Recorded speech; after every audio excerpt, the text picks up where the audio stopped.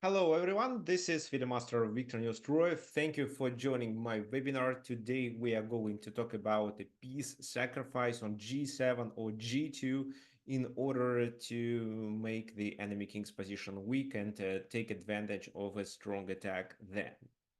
Okay, so people are joining. We have to check our homework from the previous webinar.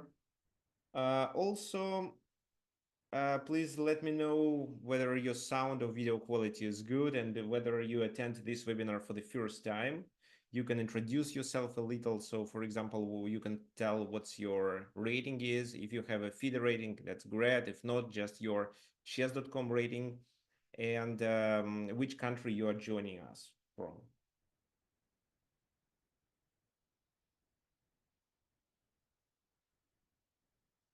Okay, so the webinar is recording as usual. It's also streaming on YouTube at the moment.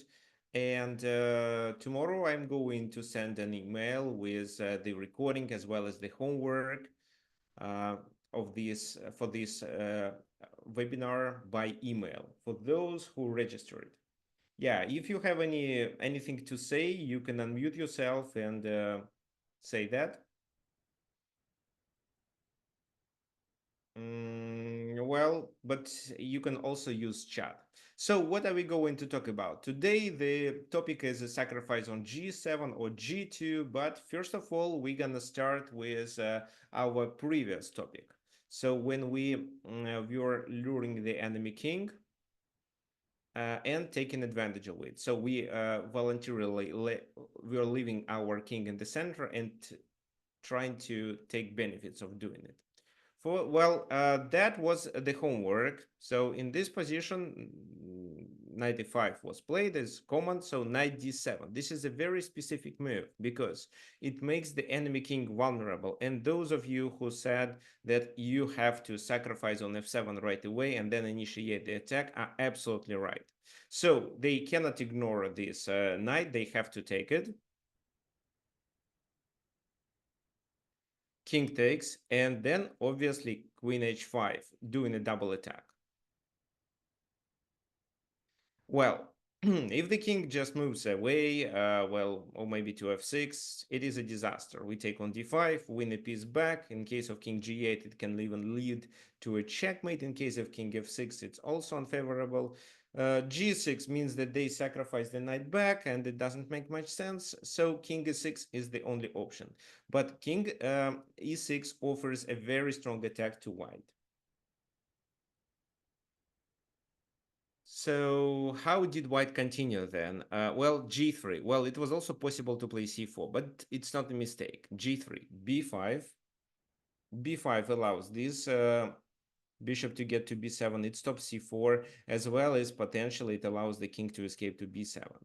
a4, undermining it, c6.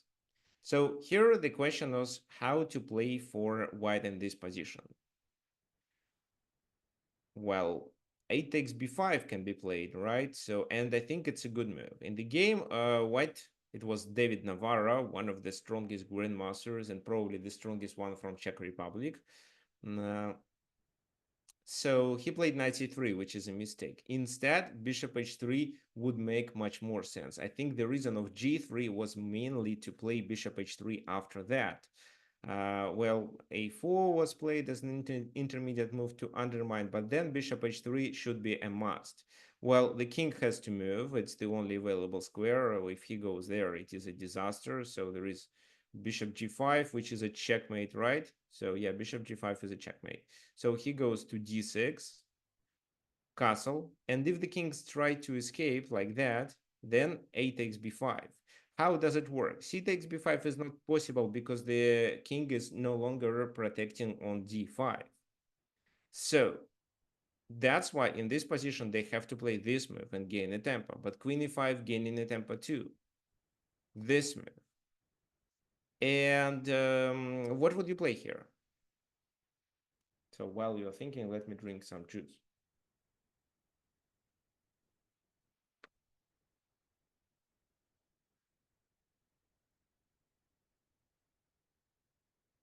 So I am waiting for your suggestions. Well, there is no concrete win, but there is a long-term pressure.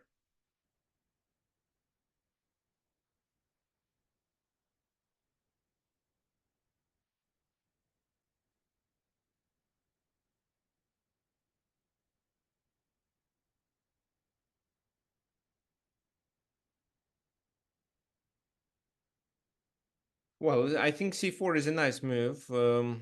I agree about c4, so it does make sense, but not sure if it's what we need at the moment because we also have the bishop hanging here. So c4 can be played, but not immediately. b6 with a check. Okay, no. No, well, it was just bishop g2. Why? Because even if we pass the game to the end game, there will be a long-term pressure that white is going to take advantage of.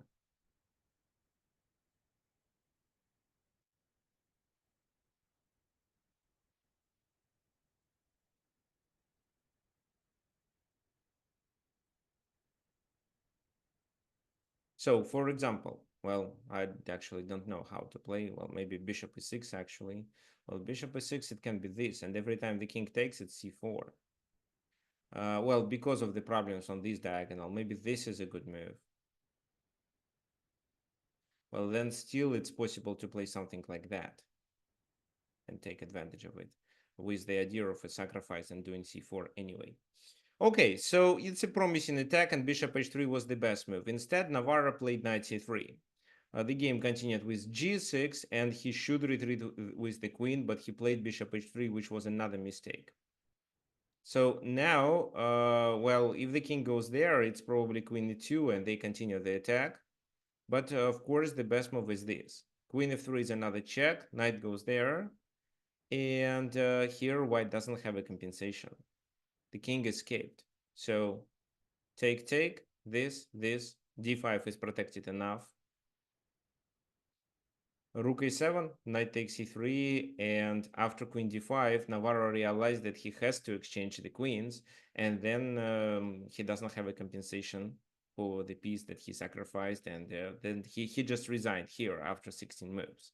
So he could be winning if only he did start the attack properly.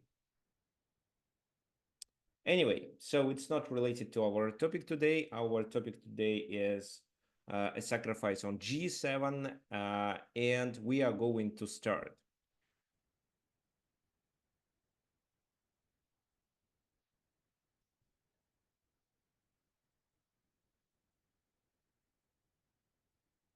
We are going to start with it.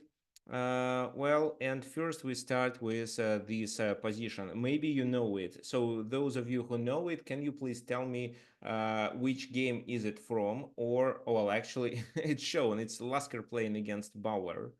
Well, just tell me what's the next move of white.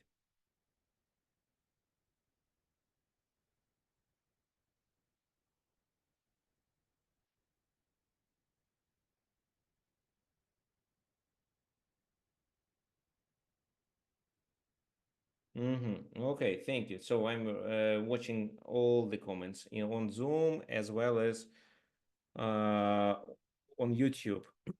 So rook f3 seems to be a slow move. Why? Because rook f3 f6. And how do you continue the attack? Because your rook h3 doesn't lead to a checkmate because they can escape with the king. So same thing works with queen g4. Queen g4 f6. The right move is bishop takes g7, exactly. But before we start this topic, let me just make a kind of a summary before we get deeper into the sacrifices on g7. Well, you should understand that this is a very common strategy in order to expose the enemy king and take advantage of it. Well, when is it played? When you should do such a sacrifice? There should be some preconditions in the position. What are these preconditions? What I'm talking about? Usually, when you see that you have a material majority on the king side where the enemy king is located, you may do a sacrifice in order to expose the king and then coordinate your pieces better, attacking the enemy king. Well, it is allowed when you see that your pieces are, let's say, crowded the king side, or if you can quickly bring your pieces to the king side where the enemy king is, but your opponent cannot do it. For example, if his pieces are stuck on the other side of the board. So here, actually, this guy is defending with the bishop e7 only. That's why doing bishop g7 at least deserves attention. Maybe it doesn't win, we have to calculate it properly, but at least we should consider it, because we have a queen and potentially a rook that can join the attack. That's why exposing the king, leaving him with no pieces that can cover the king's position, we may succeed with the attack. Okay, what else? Well, once the king goes to g7, it becomes the object of the diagonal and vertical attack. Very often, it's not just a sacrifice on g7, it's also a sacrifice on h7. For example, here, originally it was bishop h7 played, king takes, queen h5, king goes back, and then bishop g7.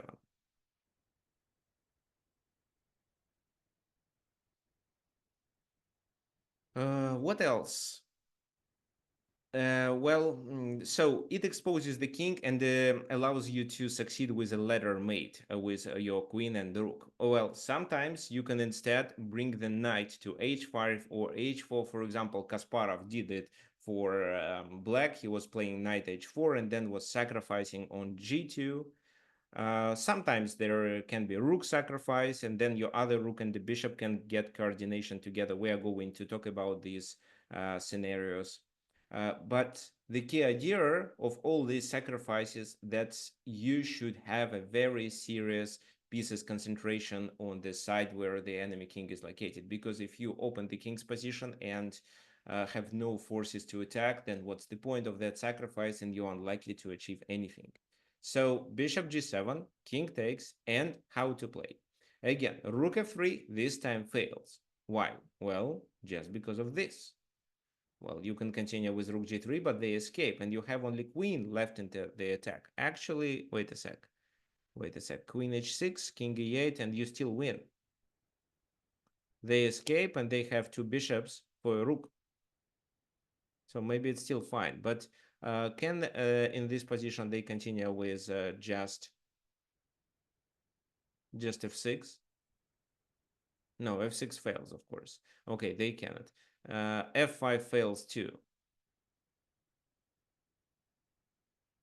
Rook g8. Yes, so rook g3, king f8. Yeah, probably this is the best way to play.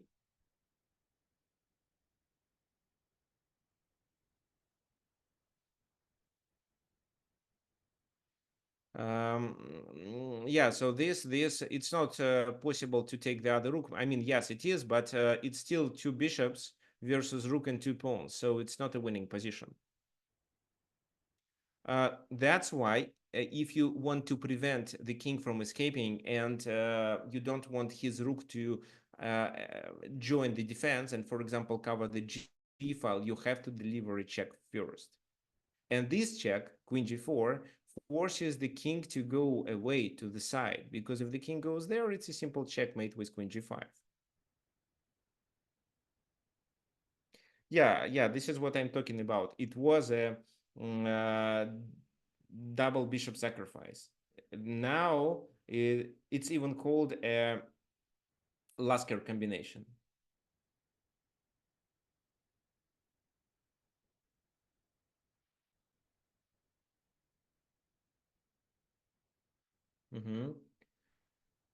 Okay.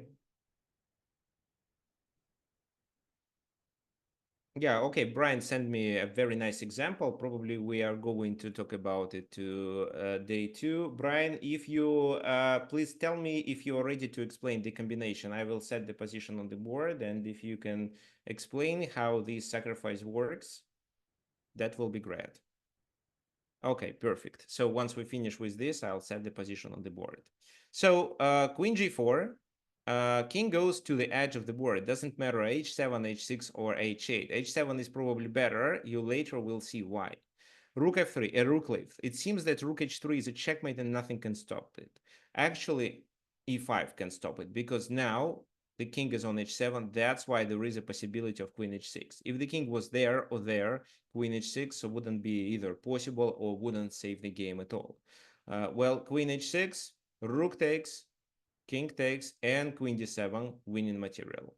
Now one of the bishops is saved, the other one is lost, and that's it. So queen b7, they play this move and the rook f1. So white has material advantage. It's queen and 2 pawns versus a rook and bishop.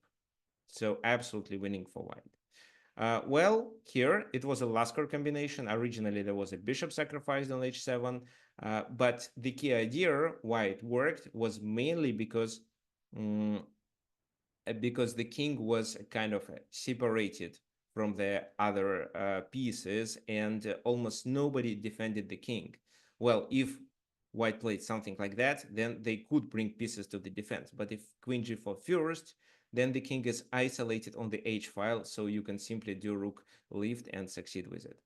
Okay, now, well, yeah, let me set that position on the board.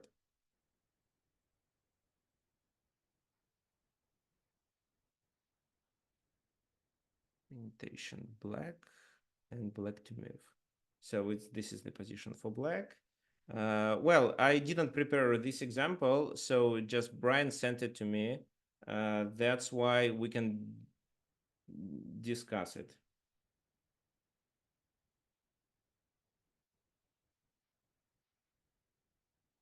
Queen g4, rook e1, knight is on e6.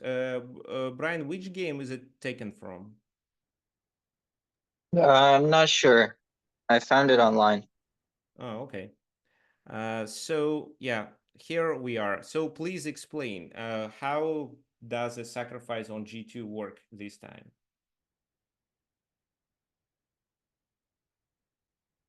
Yeah, I'll make so the moves for.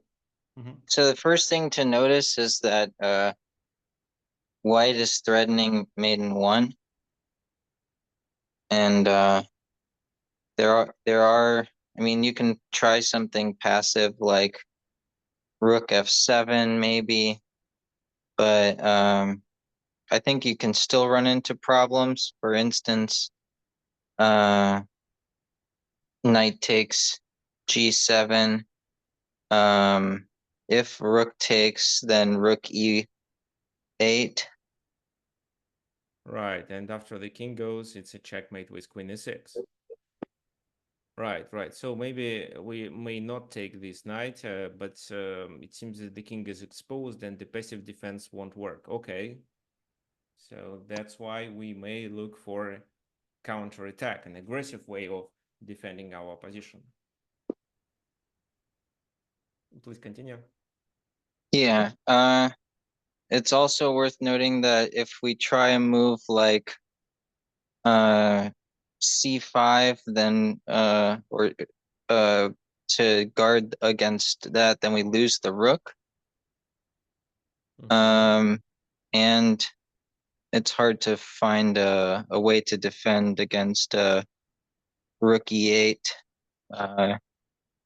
coming, and then the queen coming after that. Okay, fine. So based on what you may consider a queen sacrifice on g2? So what are these preconditions that may tell you that such a sacrifice deserves our attention at least? Well, in this case, if you can force everything with a check, then there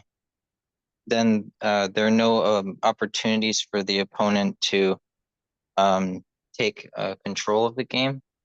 So that's why here queen g2 sacrifice allows for rook 5 f2, which is another check, and the two rooks on the 7th here give a draw by repetition.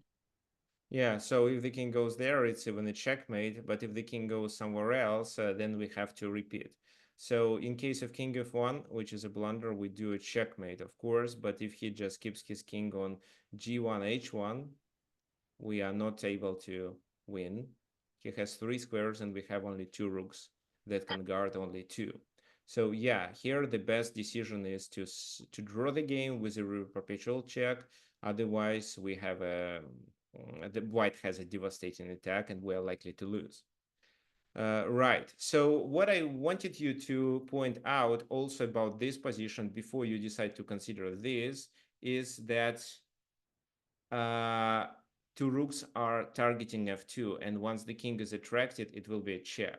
So this is what Brian said, that all the moves are checks. But so the rook coordination, this is also important factor. Okay, very nice example. Thank you. Let's continue. That was a Lasker game. Now let's continue with an example taking from one of the tactical books. Here,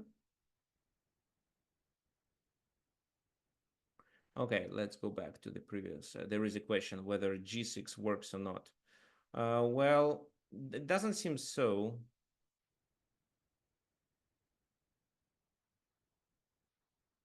Well, I don't think it works. If g6 is played here, maybe there is knight f4 and rook e8 coming. Another thing is queen d4. It defends f2 and threatens a checkmate. And in case of, let's say, rook f7, well, it's just a simple mate. So no, g6 doesn't work. Okay, let's continue.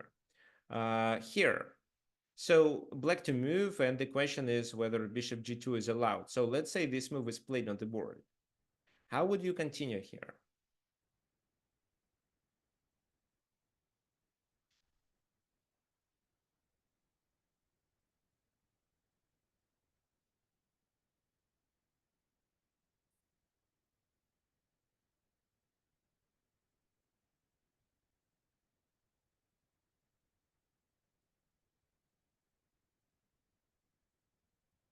So waiting for your suggestions.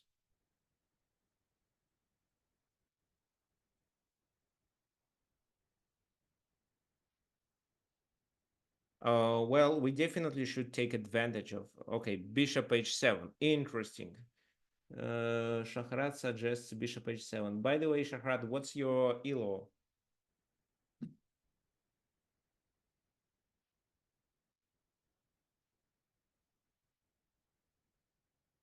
Okay, bishop h7. Well, in my opinion, bishop h7 is not the first move to consider here.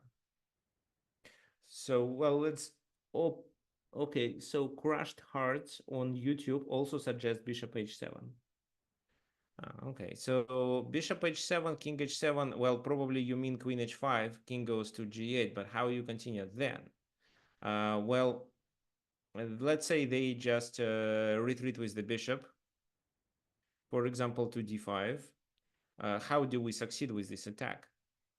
Because if you think that we should sacrifice and then play rook g1, I think you are mistaken, because they can play rook g8 just. Rook goes here, this, check, king is 7, so the king escapes. What else? Well, even if you play king e2 right away, not sacrificing, they can start with...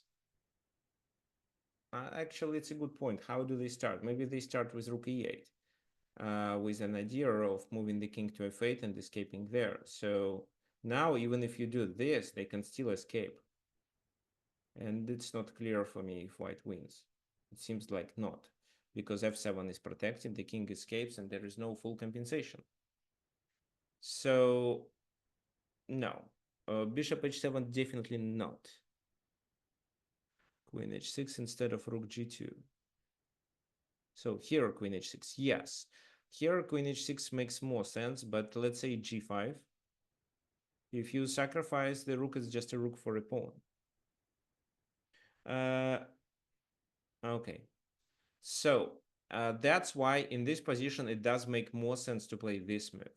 If, for example, bishop h3, then queen h5 is a double attack. The bishop is lost. So they have several options. They can retreat with the bishop. I don't think it matters where. Or they can try to defend it. If they defend it, then we can make a double attack. This and this. So the bishop is pinned. Once the bishop moves, it's queen g7 mate. And if they play anything else, we just take on g2. That's why probably we should look at the bishop retreating. But if the bishop retreats, how do we continue?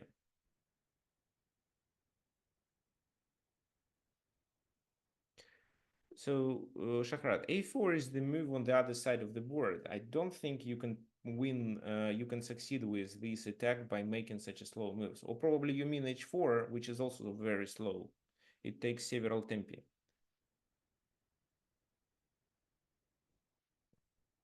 No, it's fine. You can suggest anything that comes to your mind, and in your opinion, it makes sense.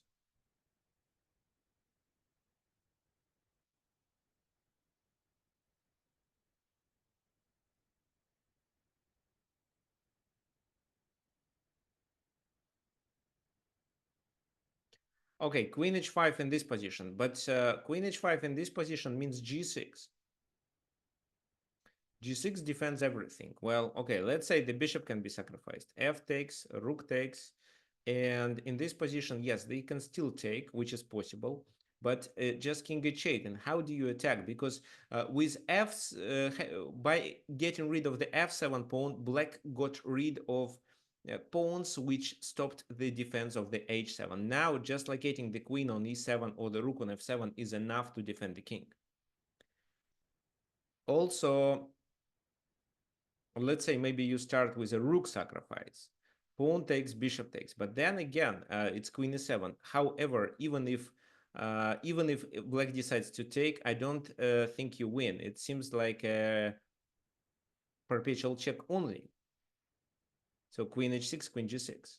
Because if you decide, let's say, play this move in this position, they just play that, and queen h6 means queen h7.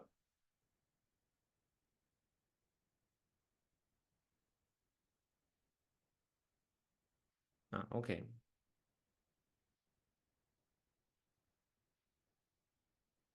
So where is this line? Queen h6 g5. Yeah, so here h4. Okay, fine, but it seems to be very slow move.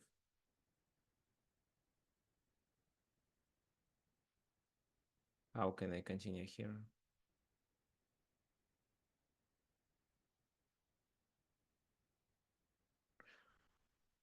Maybe it does make sense actually, but I don't think it works. Well, maybe it works. Okay, so maybe queen h6 we should react with g6 instead. And then it seems like a perpetual check after rook g4. So yeah, g5 wasn't the best continuation because of h4.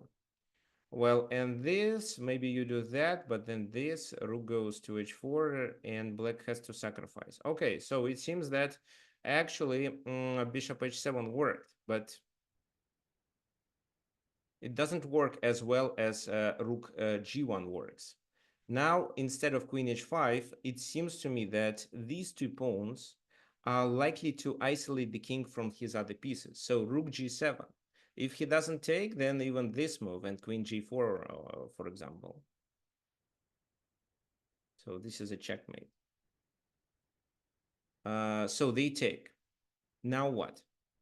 Well, now we should bring these pieces to the game, at least the queen. Maybe the queen is enough because the queen can be coordinated with the bishop.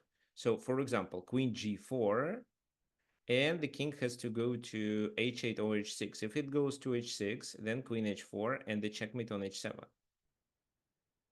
Because he cannot escape, right? So these three pieces, two pawns and the rook, do not let the king to go to the king side, as well as they do not allow black pieces to join the defense. What about king h8? What do you think? How to continue this time?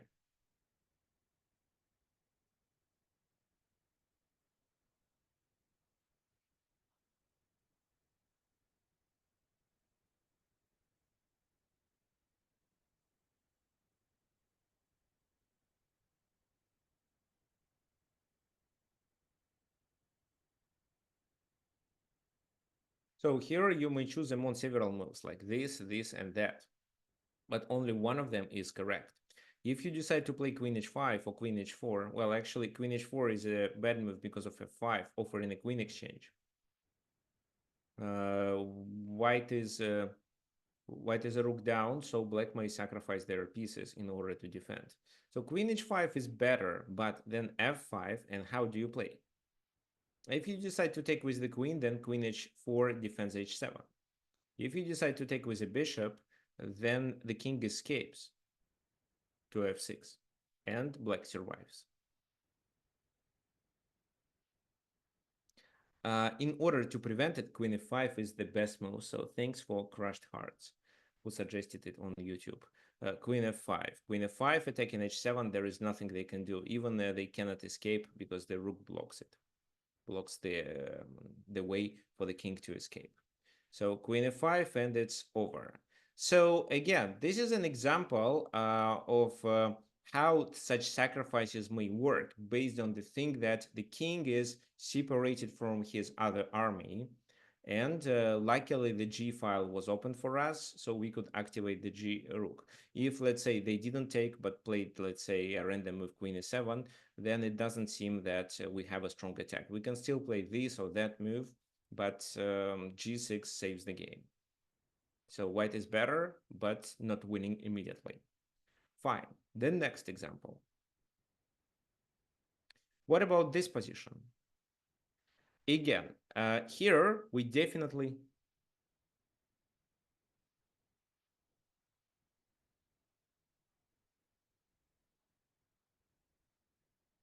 Okay, just one more thing. I think I showed it. If bishop h3, it's queen h5 double attack. It's threatening checkmate and threatening to take the bishop. Okay, so this position. Again, here, what you should notice is that the king, well, and the other army are separated. So if the king becomes the object of the attack, there are almost no pieces to help him to defend. Maybe just rook e7 to defend f7 pawn is the only way. And you should also pay attention to the fact that the king may potentially escape through e7. What do you think? How to start? And if you if you answer let's sacrifice rook on g7, then how do you succeed with this attack? So doing queen g4 does make sense, but then g6. Wait, no, queen g4, queen e5 works, defending g7. So no, it's definitely a mistake. Knight e4. Well, yeah, I would say knight e4 is a good idea if black didn't have an attack themselves, and yeah, here queen e1. So, well, what else they're going to do? I think they're going to sacrifice like that, then bring the rook and try to capture on c3. Or maybe just queen before, offering an exchange of the queens, and then threatening a check on b2. And if white exchanges the queens, then white is down the exchange, and it's over. So knight e4 doesn't work. Well, obviously it's rook g7. How do I see that rook g7 works here? Well, first of all, as I said, the king is on the... Well, it is separated from his army, and these pieces are not able to help him. The rook may help, potentially. We have these two into the attack, and potentially we are about to bring the knight, but we always have to keep an eye on queen e1. If they don't take, it's a winning position, of course, because you take on h6, you take on f7. So if they play this move, then you can play this and threaten with a checkmate like that. They have to take. And then I see that the king may mainly maneuver using the dark squares. And if I don't want the king to escape, I can play queen f6. Two squares for the king. Two squares for the king. So let's say the king goes to g8. How would you continue then?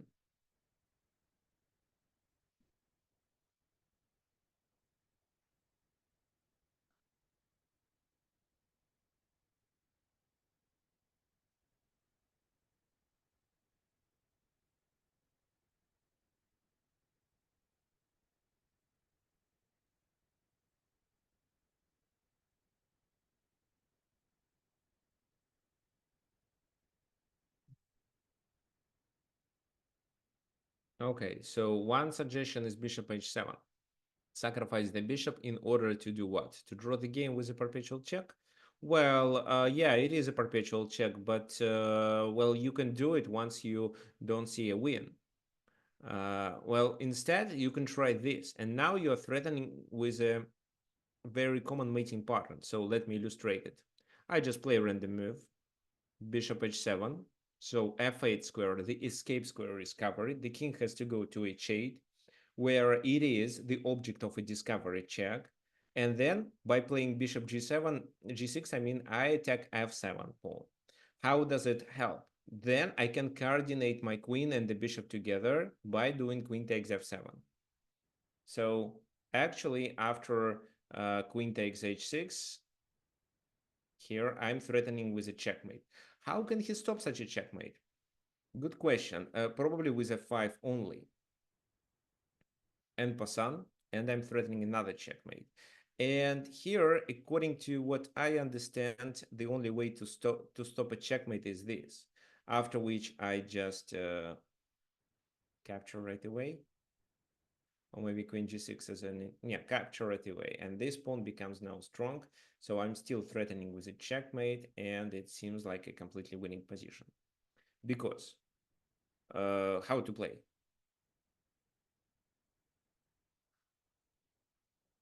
So this is coming. Queen h7. There is no way to defend h7 with the queen. Probably king should go to f7 right away.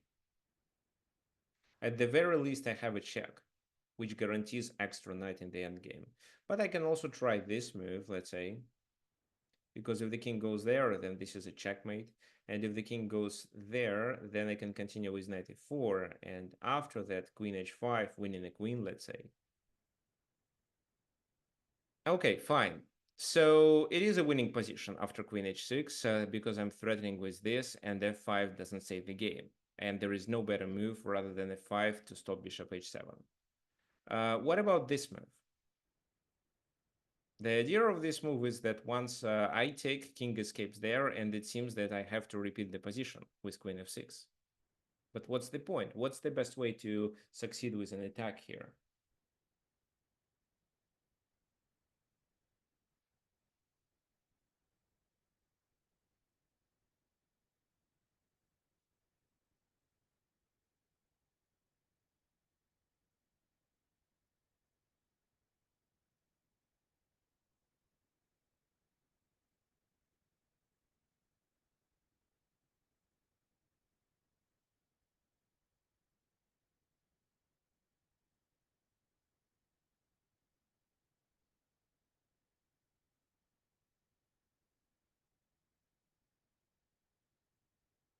Mm-hmm.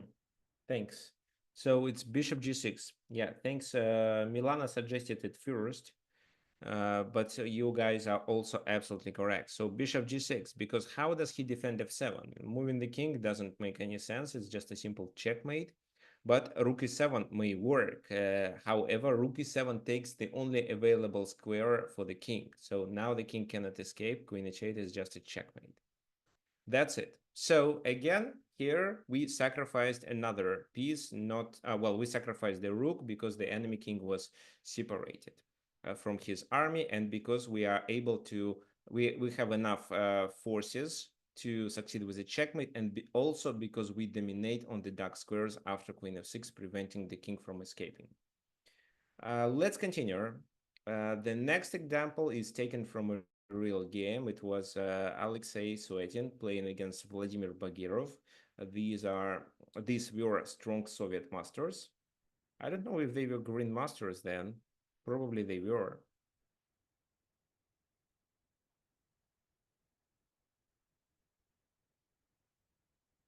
Okay, there is no information on lichess regarding their ratings, but so here it's Cheveningen. It's Sicilian with d6 e6 against d4 f4, and the king is castle to the king side. Well, usually I have this position with a pawn on a6 because I start with Sicilian, where a6 is the fourth move. So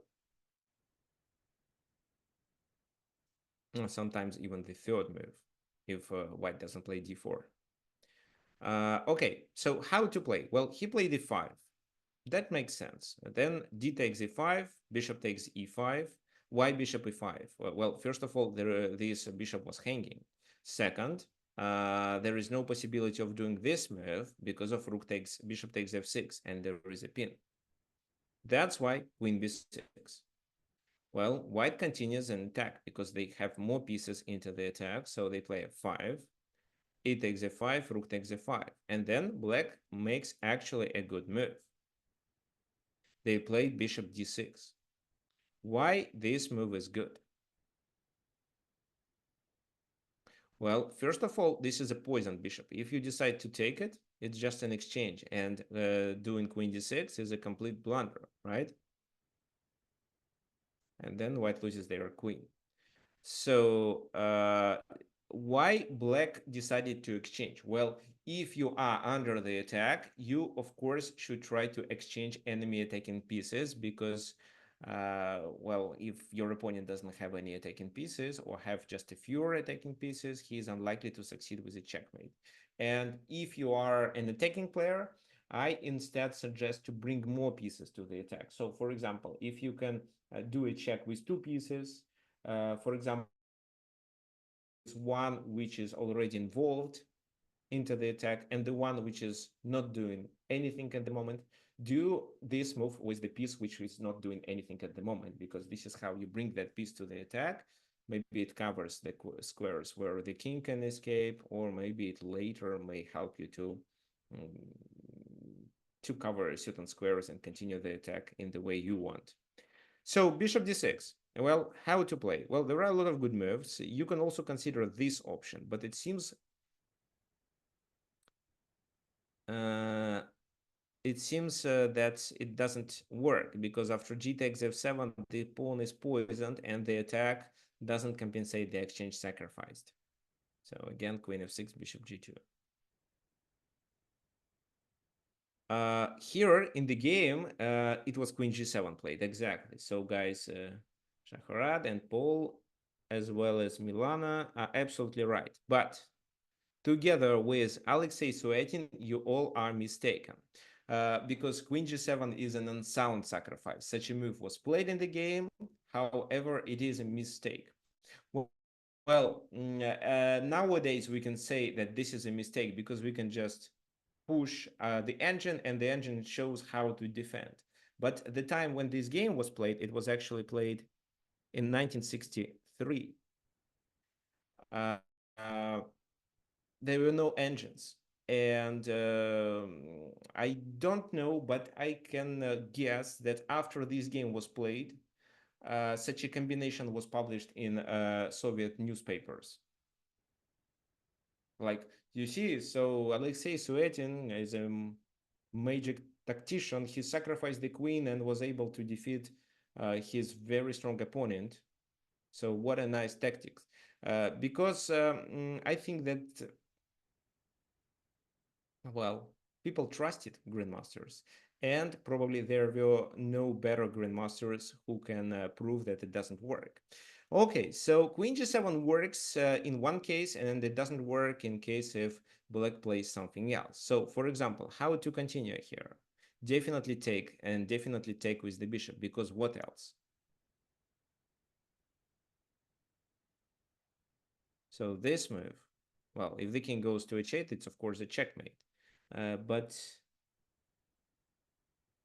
But if the king goes there, then what? So bishop takes f6. Well, it was actually a similar position played in the game, but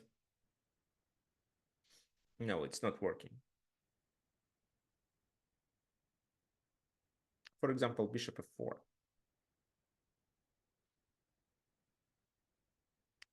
So how to continue this move? Then rook takes d3 or king takes h5. Okay, so bishop f6, bishop f6, then how to play? Black decided that they should move the king to h6, and that was their main mistakes, and that was their main mistake, and because of that, they lost the game. If only black here played this, he would defend his position properly. What's the difference? Well, this is an attacking move. How to continue?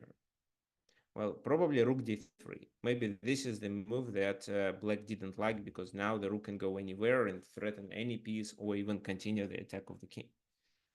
But you can liquidate this bishop if only you get rid of this bishop. So bishop e7. What to play now? Well, probably take, because if you decide to play this move, winning the queen, it still fails. How? Take, take, take. Black is a rook up, and there is no checkmate. We can take the rook with the bishop threatening the queen. Ah, you mean this move. So this move. Yes, you can play like that too, but let's say queen takes. Where is your attack? Now I'm covering some certain squares, so even a check is not possible. Even if you play this, what then? So bishop h5, king g7, and you cannot use these squares. No, well, it doesn't work. So here, bishop d3, bishop e7, and in case if bishop takes on e7, it's rook takes d3, because this rook is hanging. So for example, this, king goes there, c takes d3, and it's still not enough. For example, this move, and if the bishop goes there, it's bishop g2, queen takes there, and black has material advantage. That's why rook f1, threatening with this, or threatening with this and this. Then, because then there is a checkmate. However, in this position, black could find this move. I think that the reason why black didn't play it, they just didn't notice rook f3. Look at this nice move. This nice move breaks the connection between two pieces. In case if g takes f3, it's simply king takes f5. Even the check on g5 doesn't work. For example, this, king h6, g takes f3, it seems that the rook was sacrificed for nothing. But now queen e3, which is a double attack. So this move and bishop f3 works. Yeah, bishop f3 works. Rook takes f3, queen takes f3, the bishop is hanging. Rook f3, what else to play? Well, if this move, then rook takes, and white doesn't have enough material to threaten the king. Well, same thing with this move. So rook f3 saves the game. Probably black didn't find it, and that's the reason why they rejected king g6. They played king h6, and then it works. So rook a f1, queen e3, rook h5 check, king g6, and rook h3, queen h3, because the g pawn is pinned. That's why rook h4, threatening with bishop h5. Well, how to stop it? Black played bishop f4. So sacrificing, but at least it stops bishop h5, because now bishop h5, king takes on f6. So why I'm saying that bishop h5 is a threat? So let me make a random move and illustrate it. This is a checkmate. So bishop f4 stops it. Then rook takes. Now h5, bishop d8, rook d8, and in this position, it seems white has a compensation. There is no checkmate, of course, but there is a compensation. So you can play rook f6, rook f7. White decided to play this move. And black thought that if they move the king, it's already over because of this, king h8, and then maybe something, I don't know, this move is forced. Because rook h7 doesn't make much sense. The king g2 and the king is weak too. So for example, bringing the rook here doesn't lead to a win. This time, actually, rook d3 can be played with queen e1 on the next move. And white has only a perpetual check. So they decided to sacrifice here the material back. Now it's two rooks versus queen. And in a few moves, well, in 10 moves, black lost the game. I don't think it is important for us to go through the whole game here. Can't we take the rook when they threaten the bishop? Well, I don't fully understand in which position.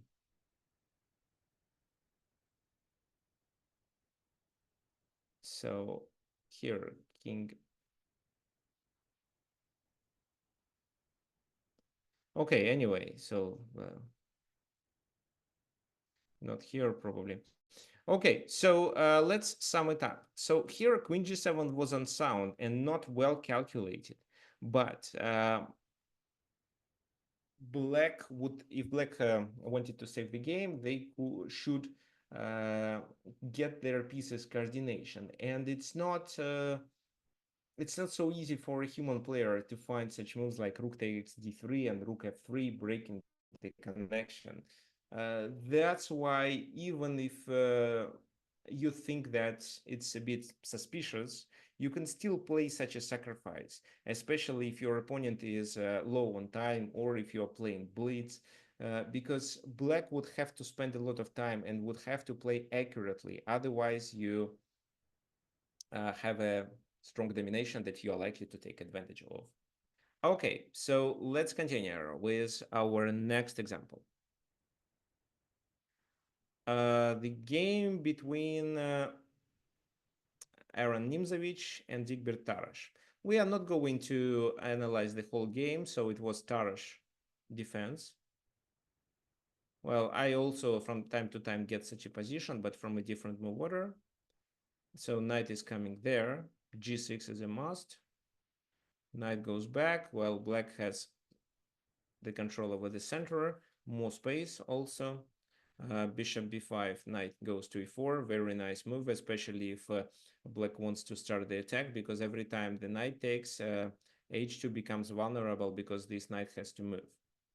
So this, and queen c2. Knight takes d2. Knight takes d2.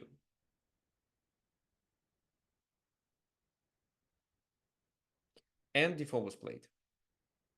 So a sacrifice of a pawn. Well, I cannot say it is a sacrifice because at the very least, oh no, it's a sacrifice because c6 is hanging. So yeah, a sacrifice. And white accepted this sacrifice. They'd better play maybe g3, trying to secure their position. Black would have to move their bishop away from the spin and maybe threaten with queen b7 later in the game. But they decided to take. So the question is how to play in this position. If you think queen h4, well, okay, it deserves attention. Queen h4. Um,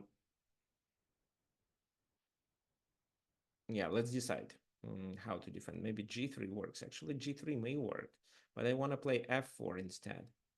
f4, bishop f4. And then which move to try? Maybe knight f3.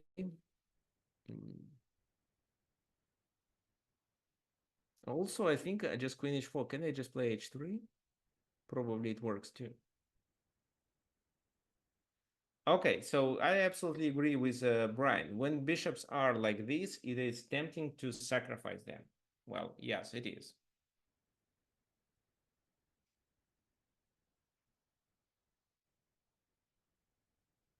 But which order would you prefer? Which of these bishops you want to sacrifice first?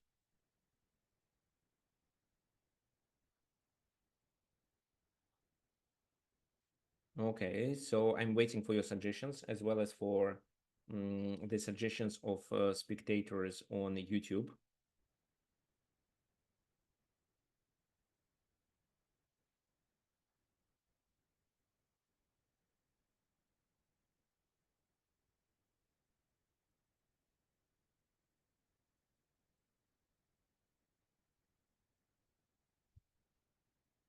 Mm-hmm.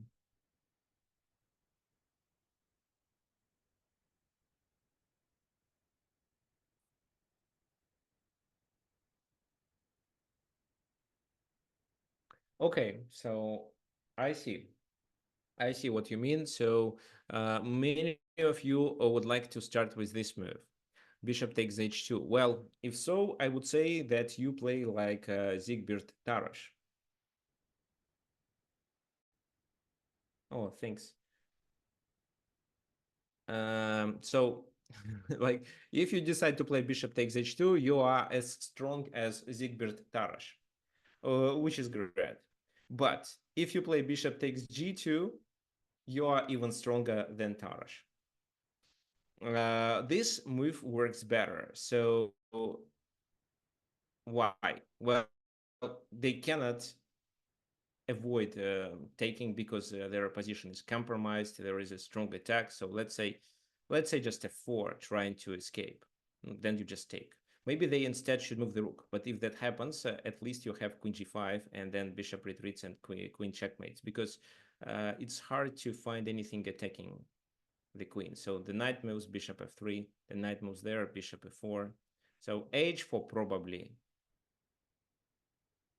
queen g4.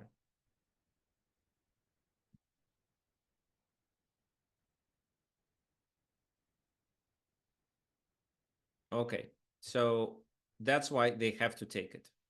And once they take it, instead of playing anything else, we can try queen g5.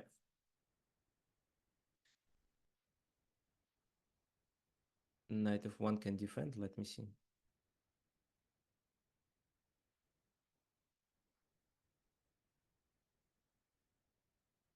Knight f1 can defend. Well, but at least you lose a queen. And even if you play knight g3, I can just take. Well, not now. Well, maybe. Yeah, I would prefer to take the queen then. Well, I also like this move, threatening checkmate. But then knight g3 works. Bishop takes, f takes, and the king escapes to f2. So just take the queen. So bishop g2, king takes, and queen g5. Now the king has to move. Three squares again. This.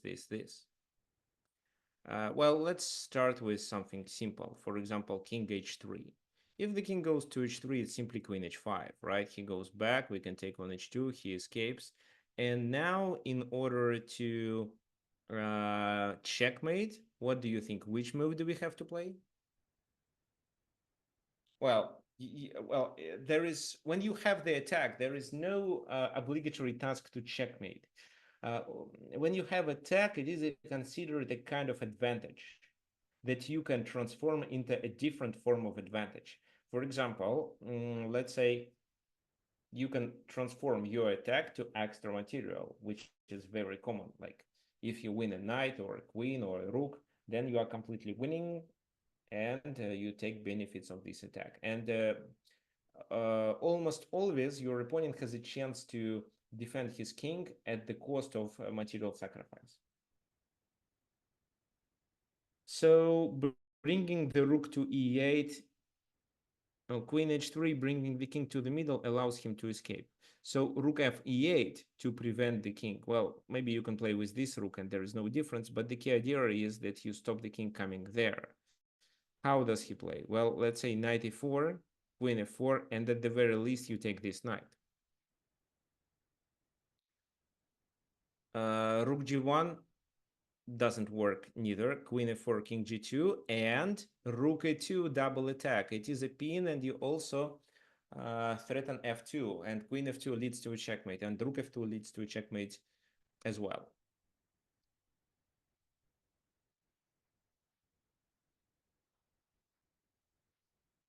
So what else? Maybe this move. Well, this move, it's still queen f4 and the same move here. So they have to defend, and then you, I don't see anything. Well, then you checkmate like that, actually. You can take here, but it's better to checkmate.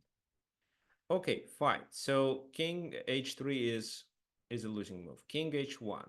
King h1 is a losing move too, because, okay, so the question especially for Shahrat, how should we play? What's the best move for black? You can message me personally. I mean, send a private message here in the Zoom chat.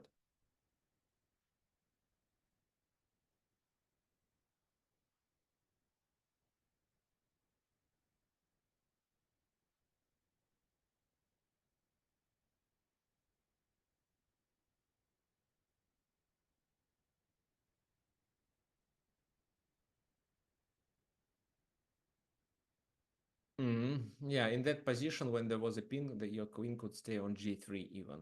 Okay, fine. Good point. So queen h5. No. Well, it's very important to not make mistakes.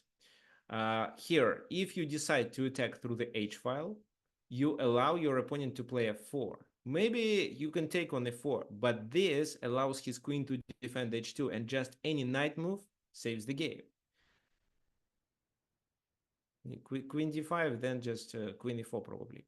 Queen f4. So this attack is the most effective one because it mechanically blocks the f pawn. And how does they defend? I mean, well, this move is a queen blunder, or it is a knight blunder. Now with equal material, you will definitely find how to play. For example, this. Well, you can take on d4, or you can just play this move, vacating the d5 square for your rook. Let's say this, queen g4, he goes there, and you win the rook. If, let's say, queen c5, then you do this, and even queen c6 doesn't help. So queen f4, remember, otherwise they can block with the f pawn. With queen f4, you mechanically block it. The other option is king f3, and well, queen h5, the move that John suggested, but still it seems like rook f8 is much better, because you always have this move. So, for example, like that, and rook e2, similar to previous variations. So bishop g2 was the best way to play. Tarash played bishop h2 and then delivered the check and then captured it on g2. So, well, it works too, but it doesn't work as well as bishop takes g2 immediately. And there is a big difference. When you sacrifice two knights, you are you are much more responsible for the moves you play, because if you then win one piece, it may be not enough to compensate the other piece sacrificed. So you have to play accurate moves and make sure that you win enough material to compensate to bishop sacrifice, or you checkmate. So from a practical point of view, one piece sacrificed, and continue the attack with another bishop, with a dark squared bishop on the board, trying to checkmate on h2. This is what I would play. Well, what happened? So, well, they played f3 and sacrificed material there, you see. So black has to consider what happens if they don't take on g2. Well, let's first talk about taking on g2. So this, and bring the rook to the game. So, but even now, they would have to sacrifice the queen. And if you take the queen, maybe rook takes, and it's not enough material, because you have a queen and a queen against two minor pieces and the rook. So look at this position. It seems it's not enough to compensate the queen. This material costs more. Maybe because of your attack, you can at least get a perpetual check here. So you have to play accurately instead. Rook h5. Queen has to take. Queen takes h5. The king is forced to go to the g file and then f4, like John suggested. So this move. Then you take the knight, and then yes, you have a full compensation, more than a full compensation for the queen, and you are completely winning. Okay, so f3 was played in the game. And now taking doesn't provide black with decisive material advantage. So they have to continue their attack with this move, leaving the bishop hanging. Knight e4, queen h1, king goes there. How would you play in this position?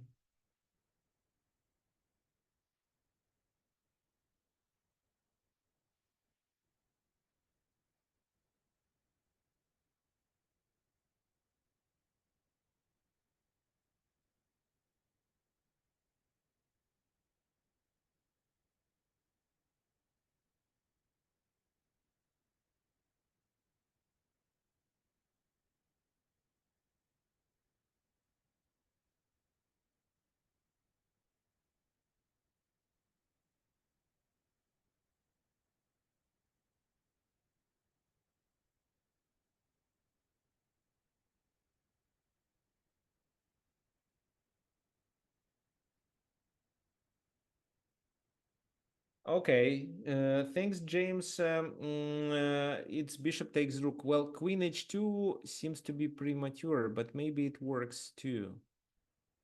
No, queen h2, he can try to escape. Yeah, instead bishop f1. The idea is that with this move, you simply win a rook, because if rook takes, it's queen h2 and you win a queen. And, well, knight f6 here doesn't make much sense. You can checkmate here like that, for example. d5 was played in the game. But f5, well, d5 in order to activate the bishop, so you can do that. But f5, queen c3, threatening a checkmate. And now black had to play very accurately. All moves should be checks. Queen g2, king e3, rook sacrifices. So, well, the rook sacrifice. F takes e4. And, well, here it's a simple checkmate with queen g3, like that. Taras didn't notice it. He played a4. It works too. So this, queen goes there to prevent king d6. King goes there, and well, bishop h3, then queen h3. So this check, and then he brings the bishop to b5. So this is a checkmate. But you see, it seems that black won this game because he was simply lucky, because such a move in the position exists. If instead he played properly and sacrificed the bishop on g2 first, he would definitely win. And that was the best way to take advantage of, no, to realize his advantage that he already had. So pieces into the attack. The Lasker combination was not the best way here. So bishop g2 first, and then keep attacking with these three pieces. Queen, dark squared bishop, and the rook on d8. Okay, fine. But you see, in all cases, we create tactical opportunities based on the weakness of the king, and especially based on that factor that the enemy pieces are a little away from the king and cannot join the defense as fast as possible. What we are going to do now? So now we are going to play the game where you would have to sacrifice. So we knight h5 was played here, f6, and knight g7 sacrifice was played, exposing the king. Your task will be to continue this attack.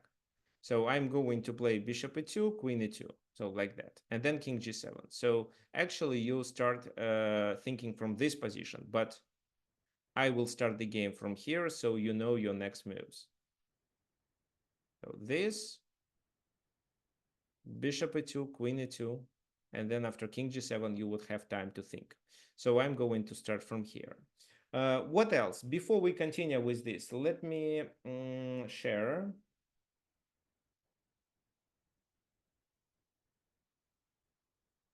So let me share the whole screen. If you like my webinars, you can donate. That will help me to organize my work better. Well, of course, webinars are free and everyone can attend, but if you have a possibility to support me and support my team, that helps me to prepare the games as well as do announcement, please use this link.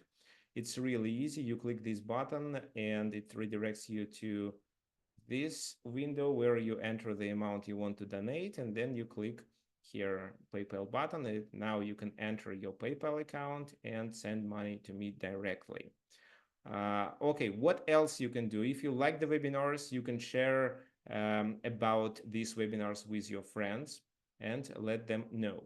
What else? So you remember I was talking about our group classes that are going to start from the beginning of December, from the 2nd December. We almost finished, and most likely this upcoming week you will receive an email with a promotional email of these 3 months of group lessons. Well, as I promised, the lessons will be cheap. It's less than $10 per class. So, well, I'm not going to send you the link right away. You are going to receive an email after everything gonna work. So what is it? So there will be 24 classes, 24 group classes. These are live sections. Each class is 1 hour and a half. So we start on Mondays and Fridays, 5 p.m. EST. So, we start when most Americans living in the East Coast finish their work. Well, for Europeans, it's a little late, but even if you miss, you still get a recording, a notification. I mean, a recording and the homework. So you can watch the video of the class later and then join us next time. So, well, this is what we are going to cover. 2 lessons per week. So 24 lessons, 3 months. The date is not correct. We start on the December the 2nd. If you want to see what we are going to talk about, you just click here and it shows what we are covering on during this week, and so on. There will be a lot. This is a complex, it's better to say it's a complete course. I cover all chess aspects. I'll be a presenter, and the form of these lessons will be similar to our webinars. Um, it will be a Zoom meeting, so only people who are enrolled will be able to attend. There will be no streams. However, the recording will be sent to those who participated. And finally, pricing. So, well, $220 for the whole course, and it's actually a little if you divide it to the number of lessons. So let me see.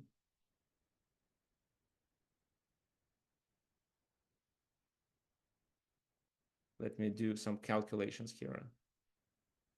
For 24 lessons, it's almost $9 per class. And having in mind that each class is 1 hour and a half, so it's $6 per hour, which is a very affordable. There are two ways to pay. You can pay the whole amount. In such a case, you pay this, or you can pay on a monthly basis, so 3 months.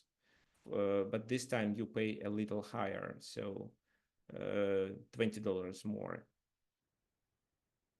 But in both cases, it is less than $10 for a class, per class. So again, everything is recorded. You will receive access by the end of the class, or maybe the next day. It's from 12 to 1500 on chess.com. But actually, those who consider themselves to be from 1000 to 1700 are welcome. So you will definitely benefit. So for example, Shahrat, I think even being 700, I think you are, according to what you suggest, you are closer to something like 1100. So I think you may benefit from this course of group lessons. Nothing else needed. Do your homework. There will be a lot of work to do, and yeah, that's all. So this is what we are going to announce the upcoming week. So almost everything is done, and my content is partially prepared. I will work on it during our classes and maybe modify a little, but the plan is already done, and we have the content for the first few classes. Fine. What we are going to do now? Let's play. Let's go to chess.com. Who wants to play? We are going to start. Let me send you. We are going to start from this position. I send it in the chat. And your task is to sacrifice a knight there. So if you want to play against me with white pieces, so I'll be defending, you will be attacking. Just tell me your username. So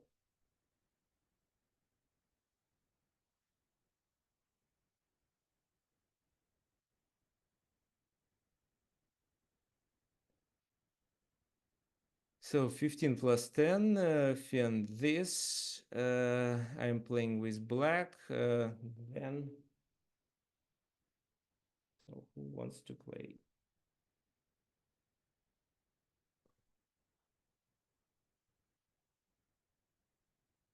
So you want to play with black? Why? Okay, so yeah, you can play with black.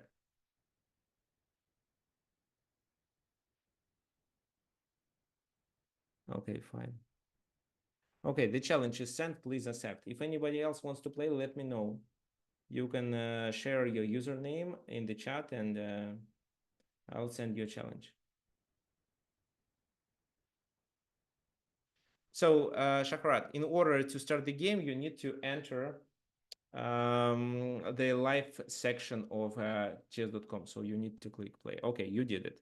Okay, so let's say, okay, fine. I take on g7. So you can take my bishop if you want, or you my knight if you want, but you can do anything you want here. You can take immediately, for example.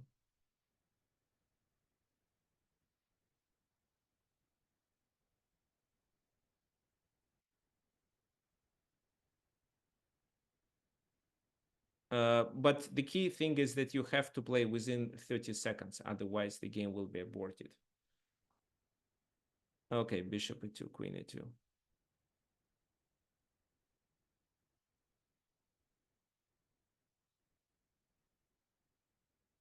So after that, we are going to analyze this game. Again, your second move has to be played within a minute. Yeah, it's logical. So you do that. Okay. King g7. So how do I continue this time?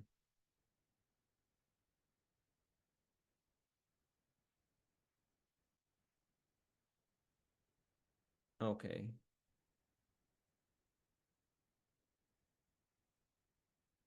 Okay, queen h5. Bishop e4 or queen h5? Okay, queen h5. Okay, Johnny wants to play.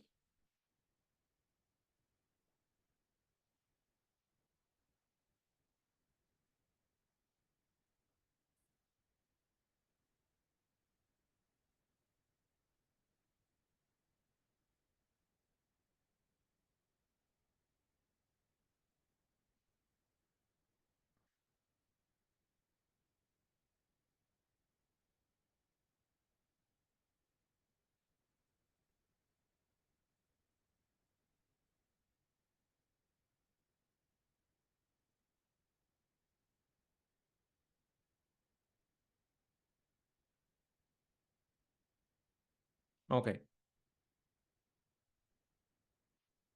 Okay, the challenge is sent. Okay, so knight c2 here.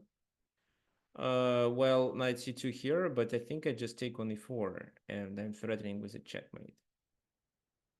So, Johnny, the challenge is sent for you. Please join.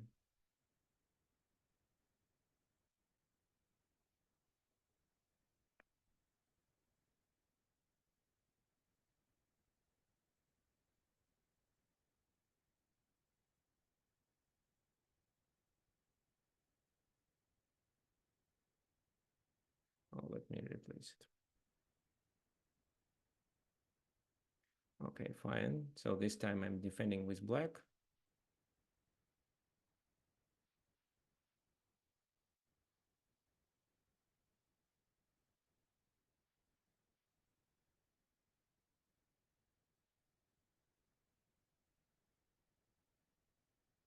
Well, it's not g7. Otherwise, well, this is our main topic. You have to take on g7, so there is no nothing to think, and that's the reason why I decided to rewind the game a little to give you two moves for free, so you save time.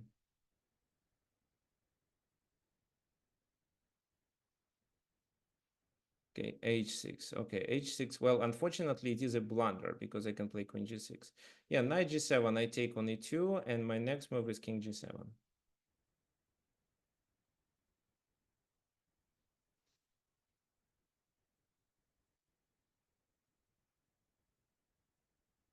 Yeah, this is a checkmate. So, yeah, well, it was a strong attack. Black would have to play accurately. Okay, bishop e4. Bishop e4 does make a lot of sense, and queen h5 is coming. Well, how do I have to defend? I cannot escape because of queen h5 is coming. H6 leads to queen h5. Ideally, I want to play.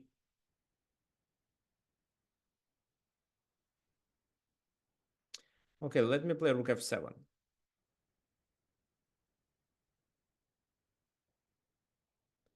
to evacuate my king to f8. Maybe it will work.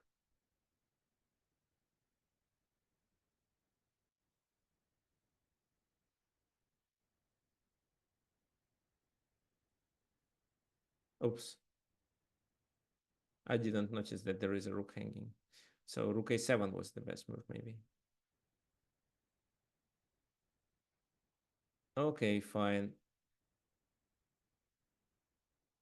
Knight d5.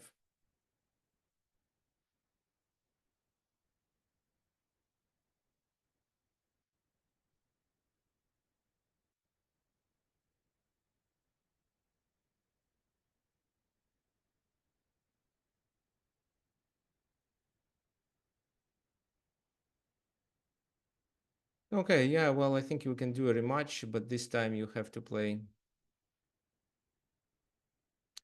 So it takes.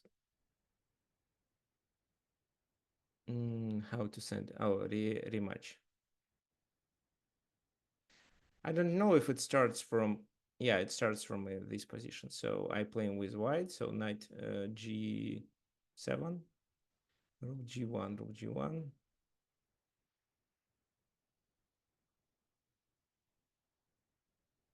Let me escape.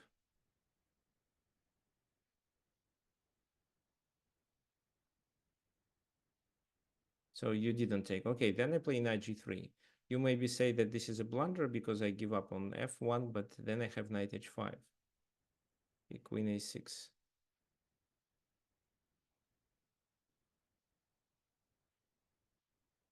Okay, queen f4. So I'm covering h6. Well, actually, I'm threatening with queen f3, maybe. I don't know. Oh, bishop g6 is a threat. Well, queen e2.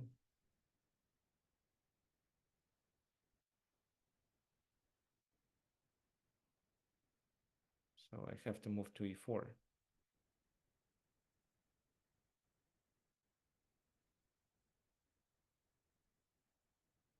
Knight h5, knight h5. So not sure if I should play it.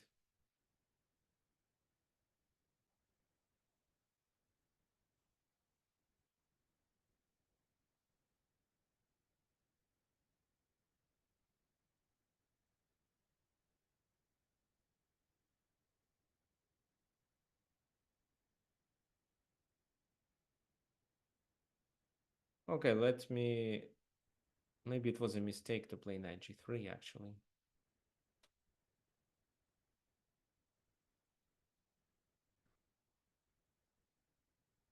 Oh, bishop takes, okay. King h2. So I cannot play bishop d6, unfortunately, but what can I do? d4.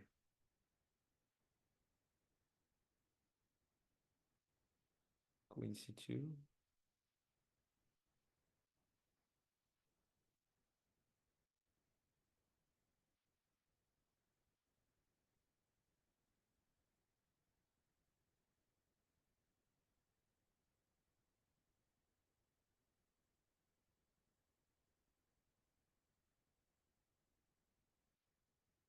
Okay, so d4, queen here, knight blocks, rook f7, king f7, queen c4 check. No, I don't like it.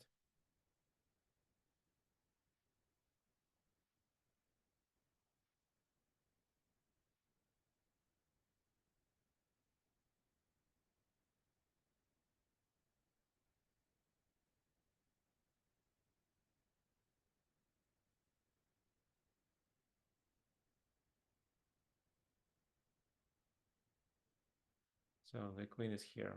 Okay, so let's take on c2.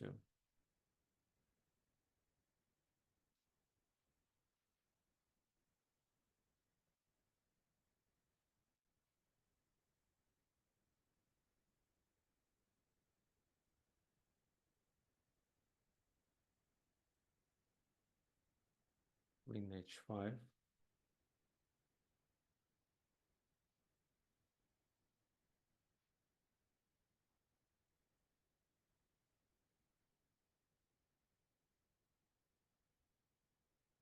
Oh, I don't have many squares, so queen e4 back.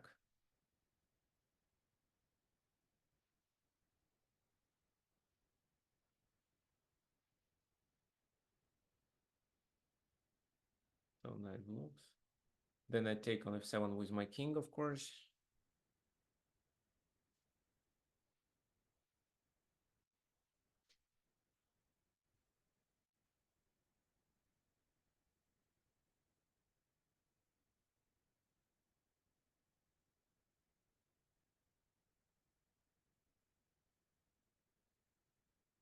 Oh, bishop g7. Oh, very nice move that I underestimated. Oh, actually, it's a losing move because everything is pinned. So after this, it's just queen e8.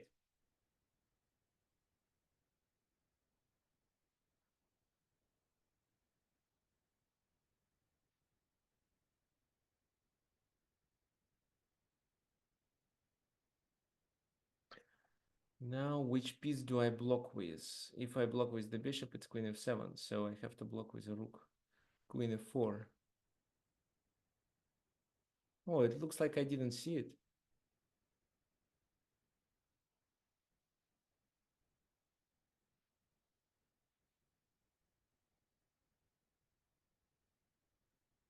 Okay, let me bring the bishop and the rook to the game. Okay, yes, it's over. Okay, so I take and then queen takes. So it's time to resign. Okay, good game, Johnny. I wish you could play like that in the games that you show me every week, like the ones that you play in the tournaments. So here I'm a rook down, but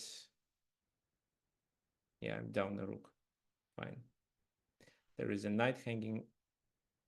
Well, a rook down, it's actually a lot. Probably knight g3 sacrificing on f1 was a mistake.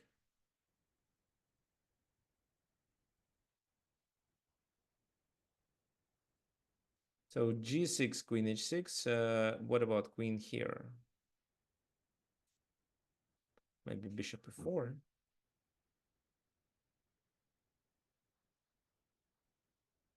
Because f5 can be never played because of the pin.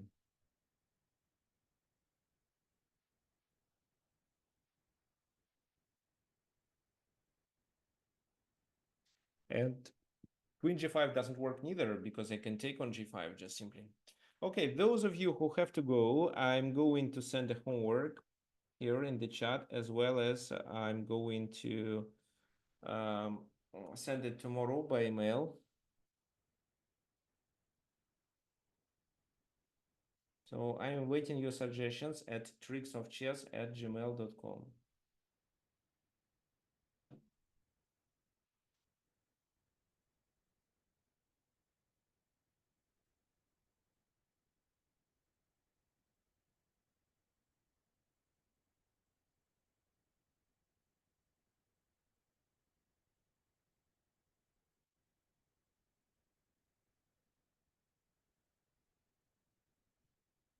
A3 is interesting. I didn't expect.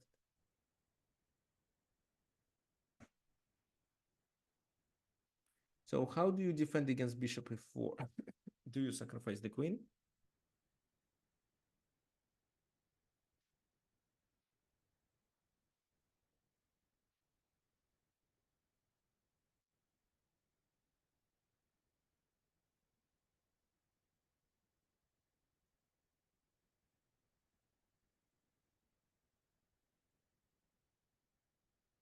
Knight h6.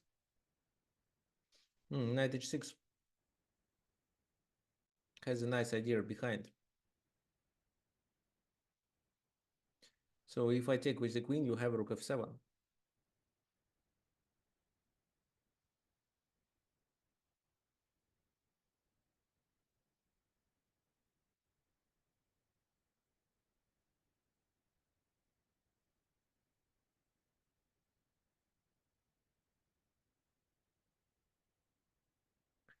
Yeah, let me think a little.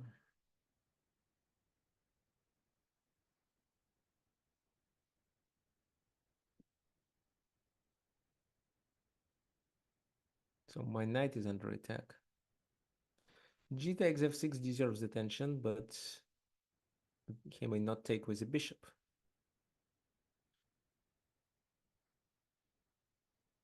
I mean, not now, because I lose a queen if I do it now. What else? I can try to gain a tempo and then take on f6.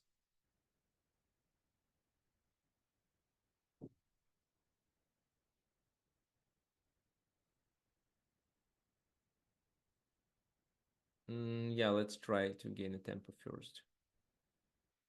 On f7.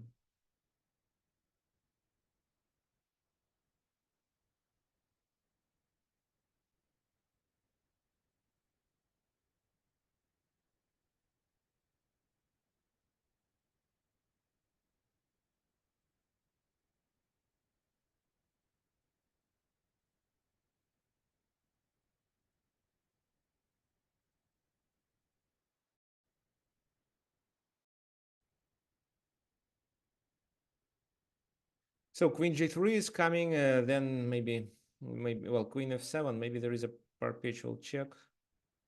If I do, okay, this move, okay, fine. And if this move, can I take?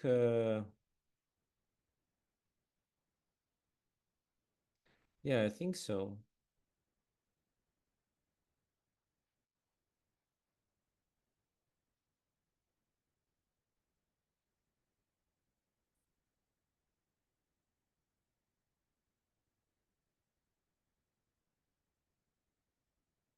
Let's take.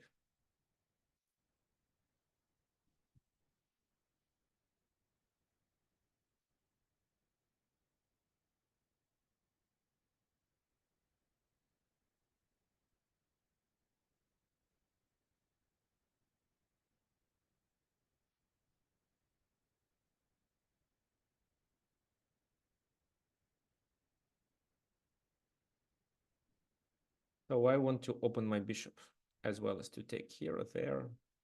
You cannot take with a rook, it's always a checkmate.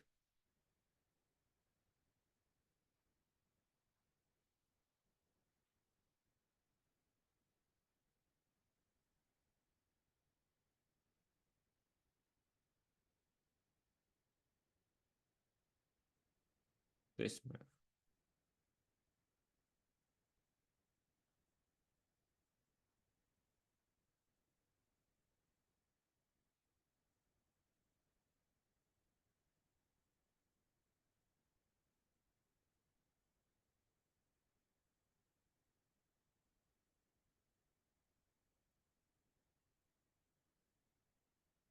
Okay, so let me defend the knight because it's under attack. So I cannot play with a knight. Well, what else I can do? Bishop h7 makes a lot of sense, but at least queen g3, I do that.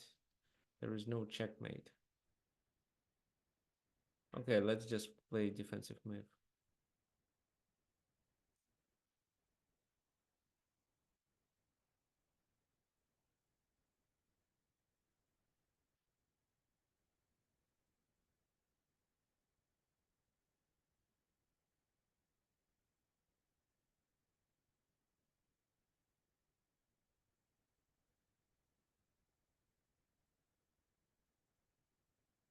Okay, so easy one threat. Not sure. So does bishop h7 work here?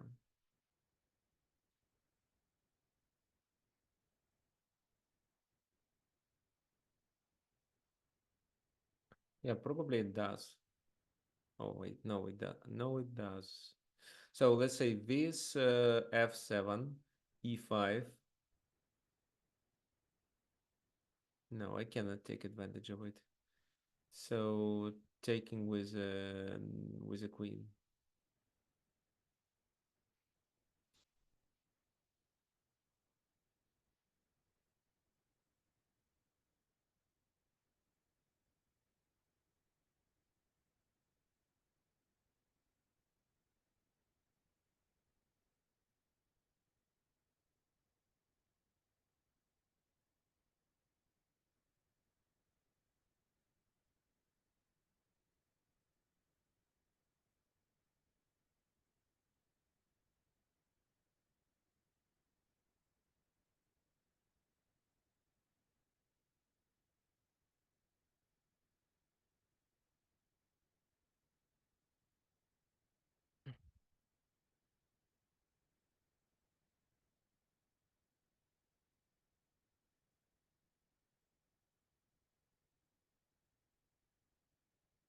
So I still don't like my position, actually.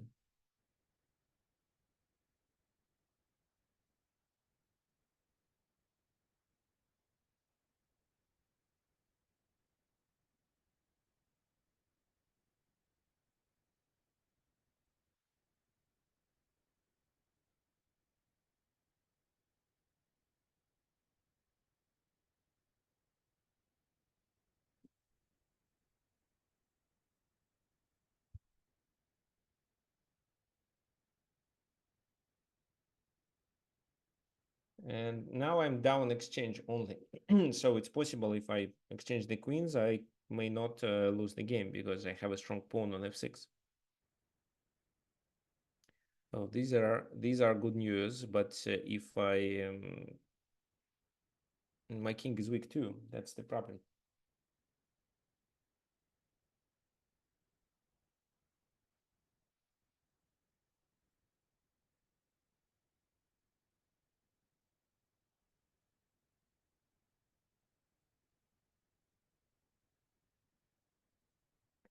Okay, fine.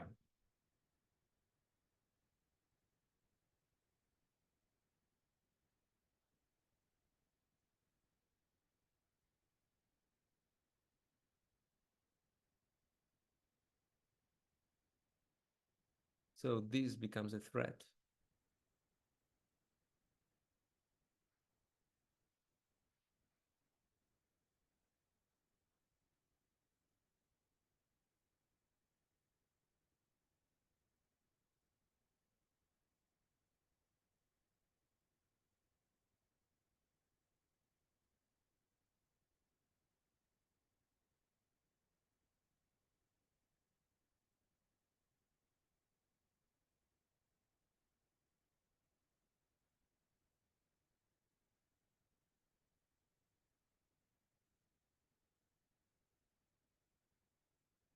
Knight h5, let's say.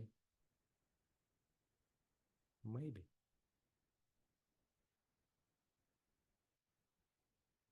Well, bishop a1 definitely no. Bishop b4, no. Queen f3, no. Queen takes, rook g3. Then maybe it still works. No, unlikely. Well, okay, knight h5.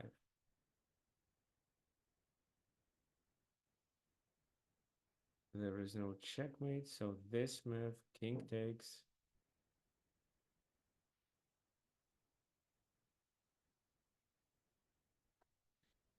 d5, queen g4. Yeah, probably knight h5, because bishop h7 doesn't look good. Rook g3 then. And how should I play then? Because it's a mating threat. Well, if I take...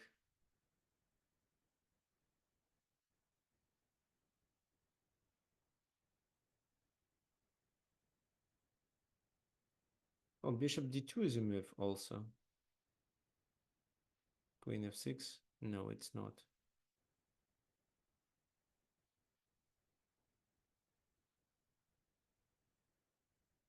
Okay, knight h5 then.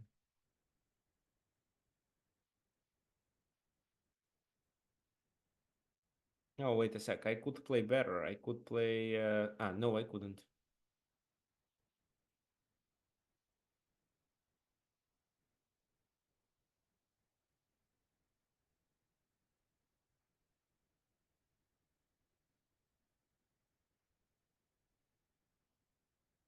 So yes, I don't know what I wanted with bishop h7. Bishop h7, king h7, and I wanted to bring my queen there. But then queen h6. So maybe I take on f7. That was my idea.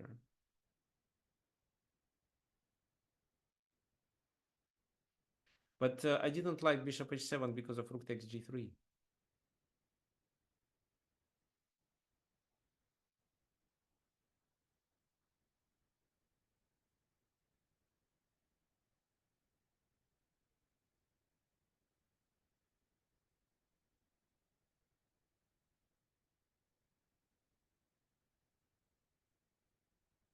So queen h3 is a threat, a deadly threat.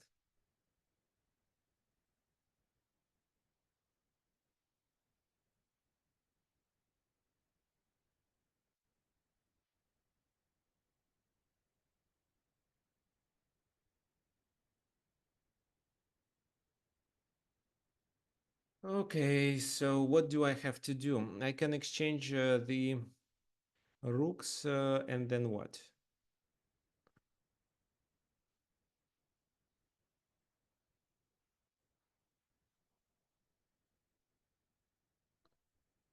If I'm not exchanging the rooks, well, doing this move, let's say, it looks like a good idea, but then queen h3, king goes to g1.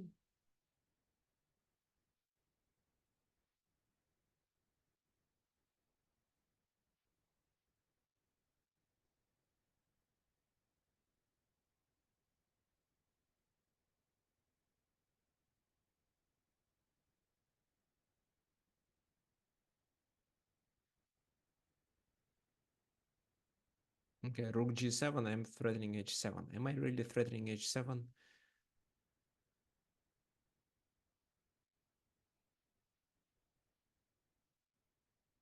Not seriously, actually, so I don't like it. So, okay, so I can try this,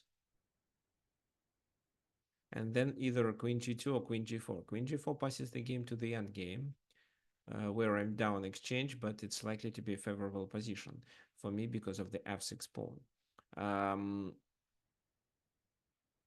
Queen g2, if the king goes there, I'm winning.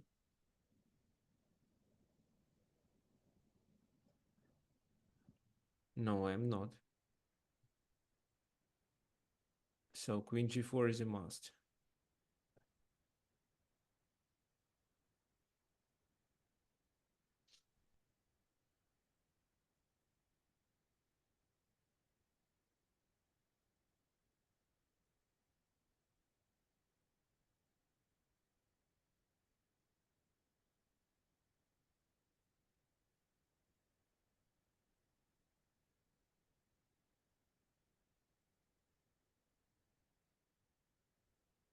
So the knight is not doing much there, but okay. It can go to g7 and attack there. So g5, this is what I want to play next.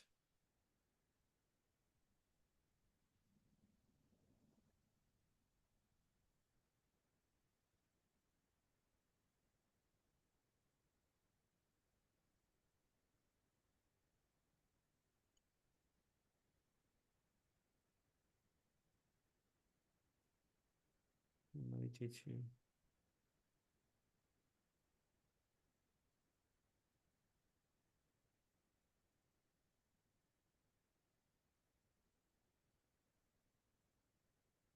So bishop d4. We keep defending. I thought knight d5 is better than knight a2.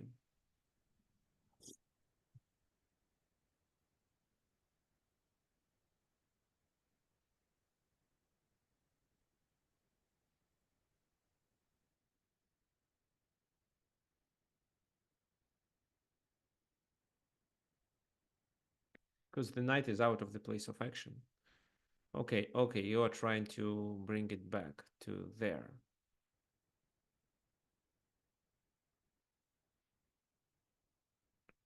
That was the purpose. Okay, I see it. Clever.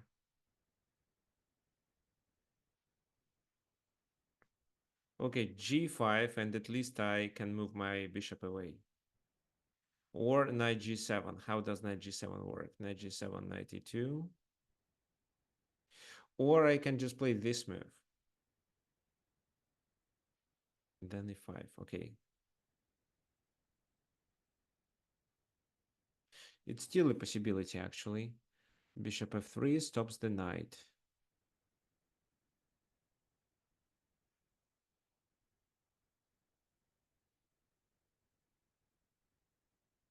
Because g5 allows black to activate their knight and control these two squares. So bishop f3.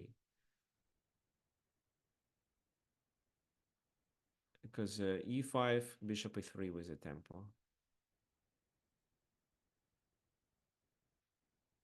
f6 is protected, which is fine.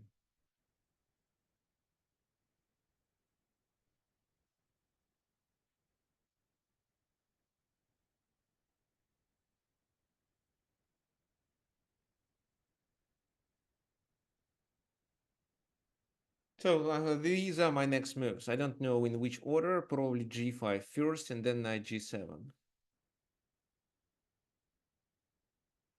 In case of h6, I can do a fork and take on h6, and it's a good idea in my opinion.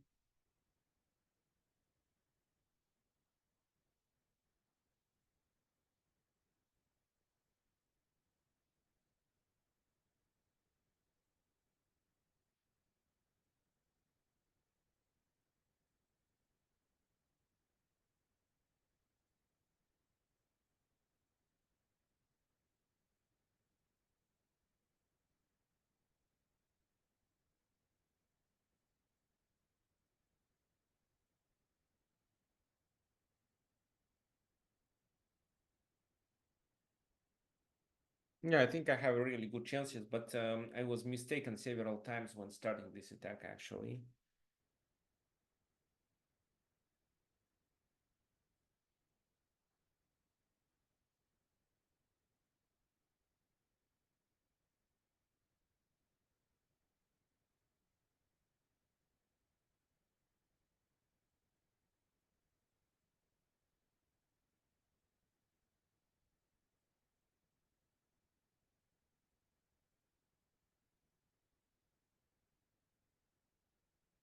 Okay, so yeah, I can at least play bishop a3, but I think h6 was probably the best option.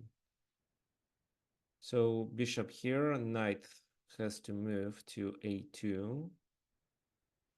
Then I take on h6 and I can advance my pawns further. Is there anything else I have? G5, knight g7, e5. No, okay, let's do this. Yes, we can bring the king to action, that's right, but first let's capture material if it's possible. Because if I let black defend their weaknesses, I'm not winning.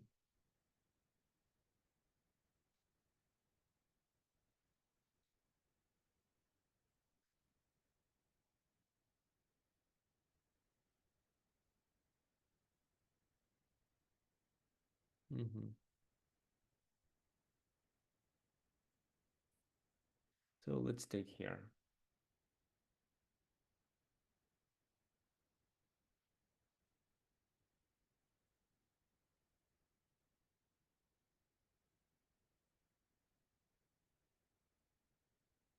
So c3, knight jumps there. So instead I should keep restricting the enemy knight. So with this move I protect, also cover here. This bishop cannot be attacked, and my plan is doing this.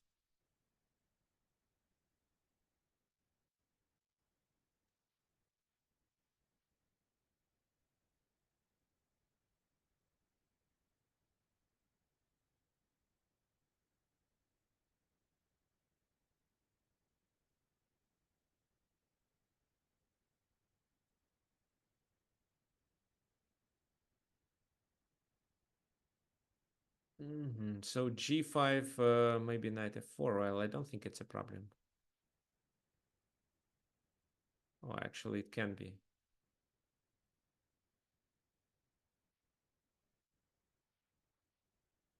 But this is a problem at the moment. Knight takes.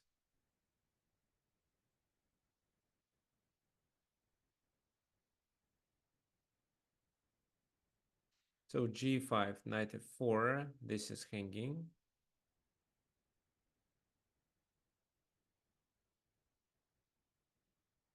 So let's say I take, bishop takes. And once I play g6, no, I don't like it. So I don't like knight f4. What else I can do? Bishop g5 right away.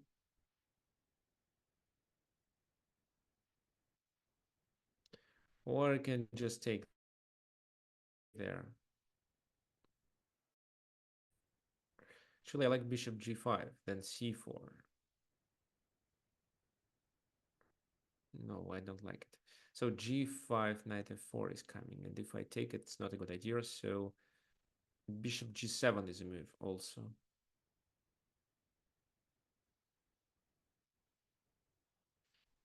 No, that's so that shouldn't give up this square.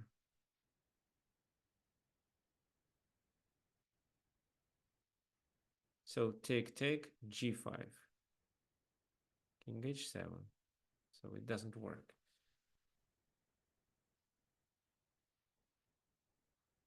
Okay, bishop g5 left. What else? Now bishop g5, bishop e5. Okay, so g6 is a must.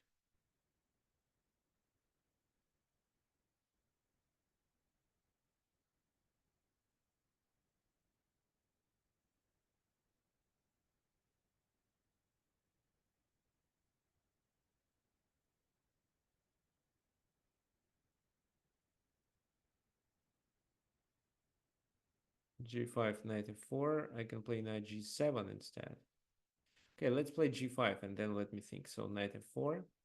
Then I can play knight g7. Potentially attacking this. Just potentially.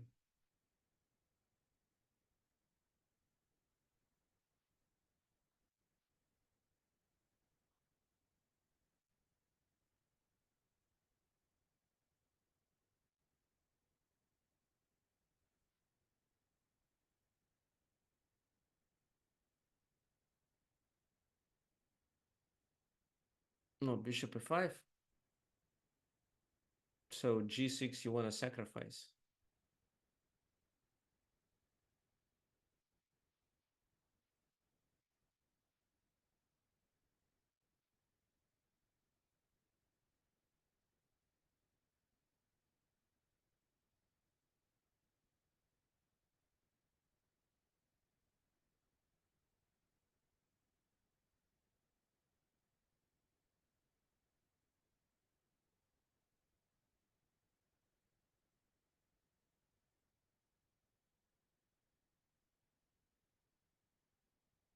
So knight goes there, it's sacrifice here. If I take.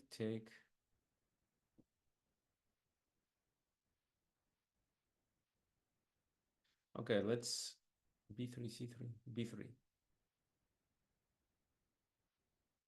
for a while.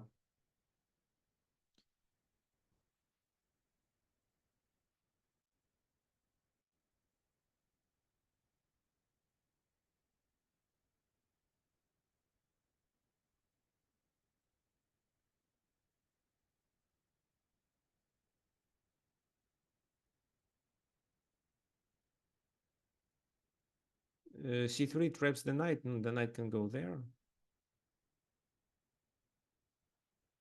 So while I have a bishop here, I don't think that the knight is dangerous.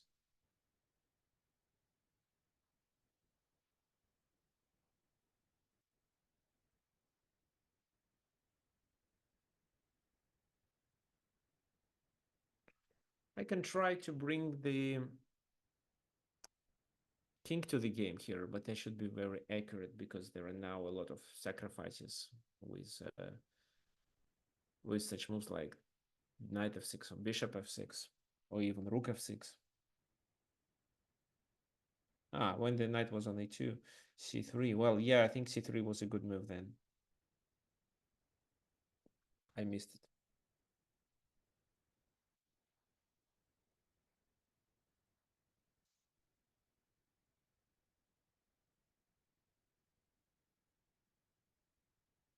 So finally this. Okay, so take g6 fails because bishop ac h6 and so on. G6 fails right away. So knight takes f4. This. If I move my king, it's rook f6. Right. So if I move this, there is nothing to do. But if I play this move,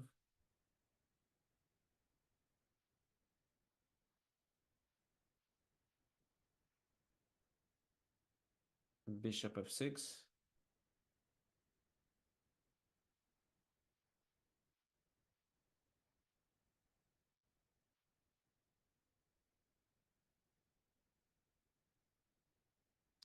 Take.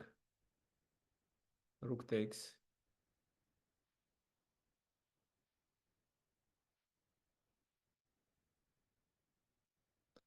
It's a pity.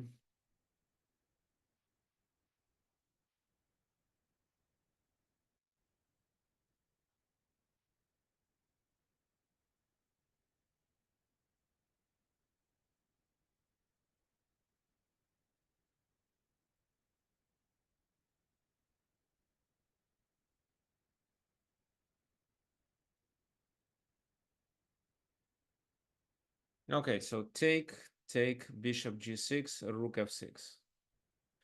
Pawn takes, bishop takes h6. It should be a winning position.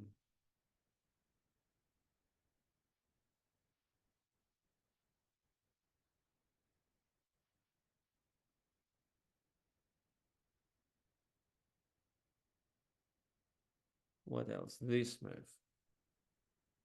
And knight g6.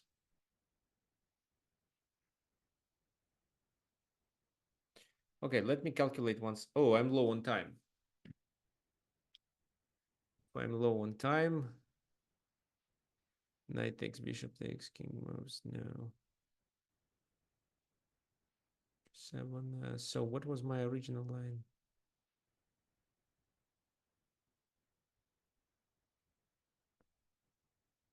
Okay. Okay, let it be. Well, let it be a more complicated position. Let's do like that. Ah, then it's a bishop sacrifice. Of course it is. So I missed it. It's a pity. So I.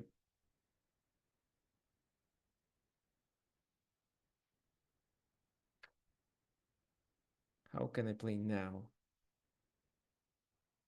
How was it possible? So I take, and then I have everything hanging. Okay, so let me try something like that. I don't think it's a good idea, but anyway.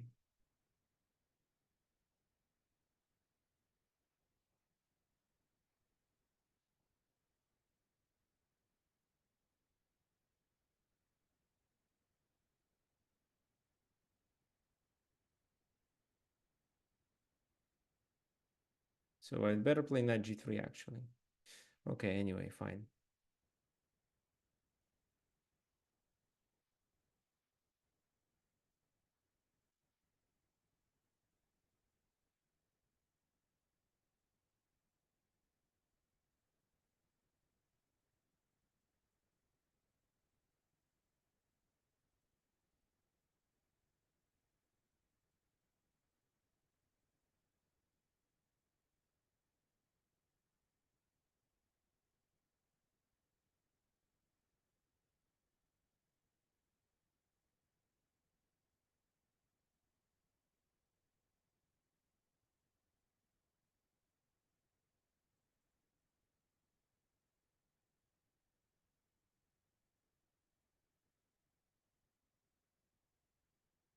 Knight h3 didn't expect.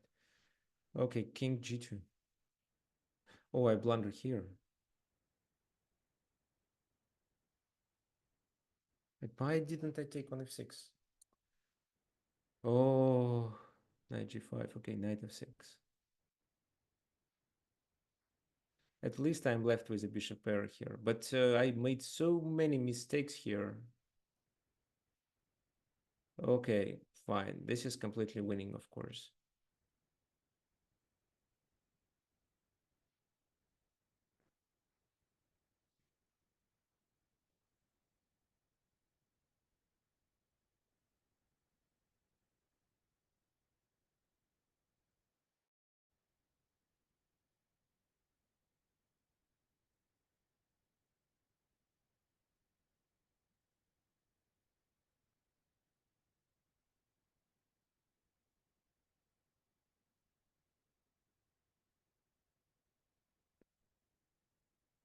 Okay, fine.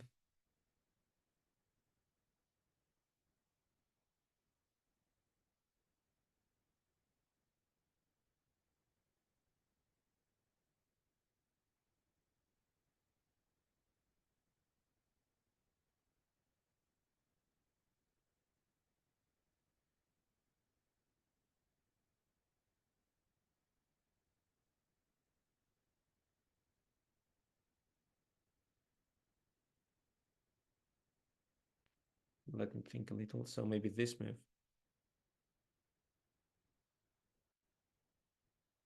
That should be okay. At the very least, I can sacrifice the bishop for one of the pawns.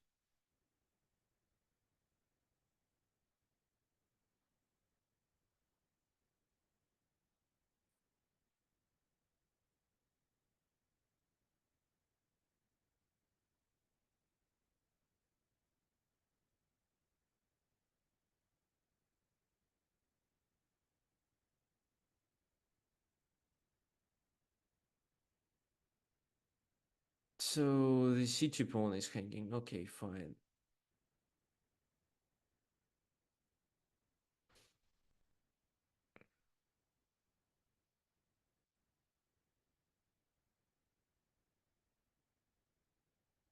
No, it's not. Actually, it's not at the moment.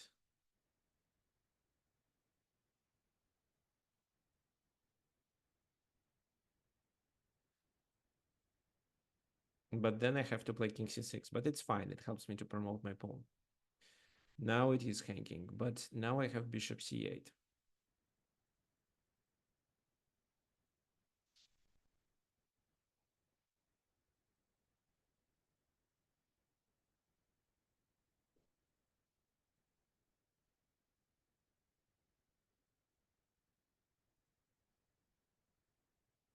So c4, e3 cannot be played.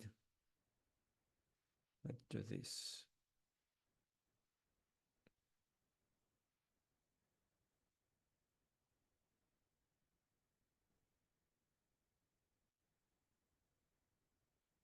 Maybe c3 was a better move, actually.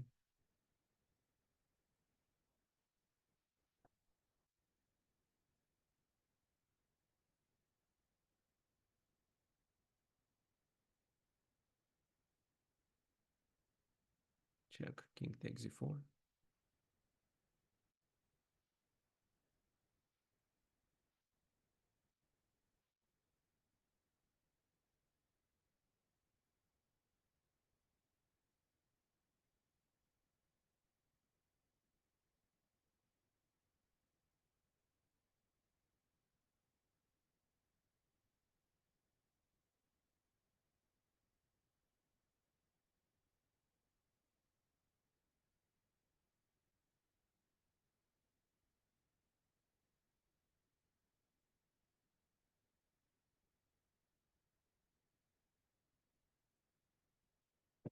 Well, it's a losing position, of course. Nothing can stop my pawns. And I still have another one to promote. Okay. So I even don't need to checkmate with a bishop pair here.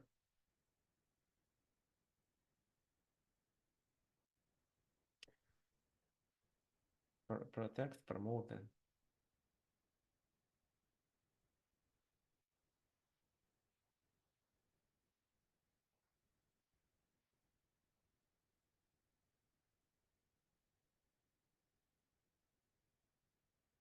So should we play for a checkmate?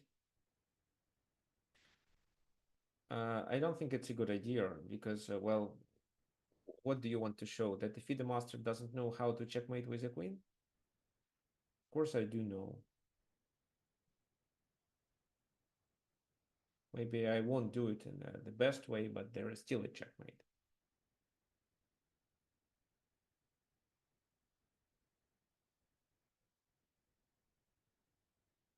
So, well, my recommendation to all, if you think that you're lost and your opponent can defeat you, you'd better resign.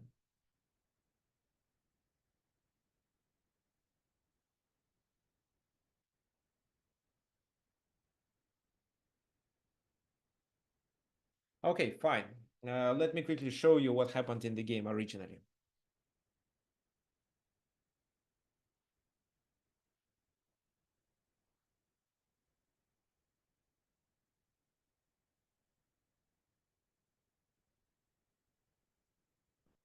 So knight g7, bishop takes e2. Well, maybe not the best move. Queen takes e2, king g7, and bishop f4. So the key idea was the coordination of these two pieces. Knight goes to d5, queen h5. So rook f d8, trying to let the king to escape. But rook g1, similar to what Johnny played against me, trying to get the rook involved. It was bishop c5 in the game, but g takes f6 is a double check, so the rook cannot be captured. Doing this means f7 and the game is over. Why it's over? So f7, knight blocks, then queen h7 mate. So king goes to f8 instead, but rook g8 still wins the game. How? Well, the king has to take and then bishop h7. Because if queen takes h7, it's f7. So now the king either has to force to move away and leave the queen hanging, or they have to take with the queen and then get checkmated.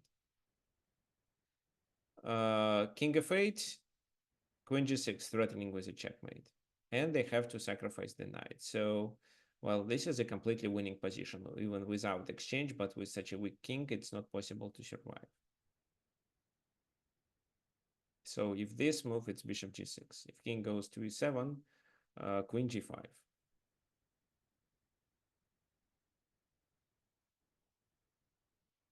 So the king went there in the game. Well, he could also play this move and just take the bishop, for example. It's definitely winning with no chances. After this move, it's still queen c5, and then white succeeded with this attack. So what do I want to say? Once you see that you have material advantage on the king side, you may consider sacrificing pieces, and maybe it can be the g7 because you know what you are doing once the king, what you're going to do once the king reaches g7. For example, here the key idea was to exploit this pin as well as to bring the queen and the bishop to the attack by doing queen h5 and bishop e4. Fine. So that's all for the webinar. So we did more than 2 hours. So let's finish and let's meet on next Sunday. Let's meet next Sunday. Also, tomorrow I'm going to send an email with the recording of this webinar as well as the homework. So thanks for participating. Share with your friends about these webinars. Maybe they are going to join us next time and they will benefit from um, learning chess too. Okay.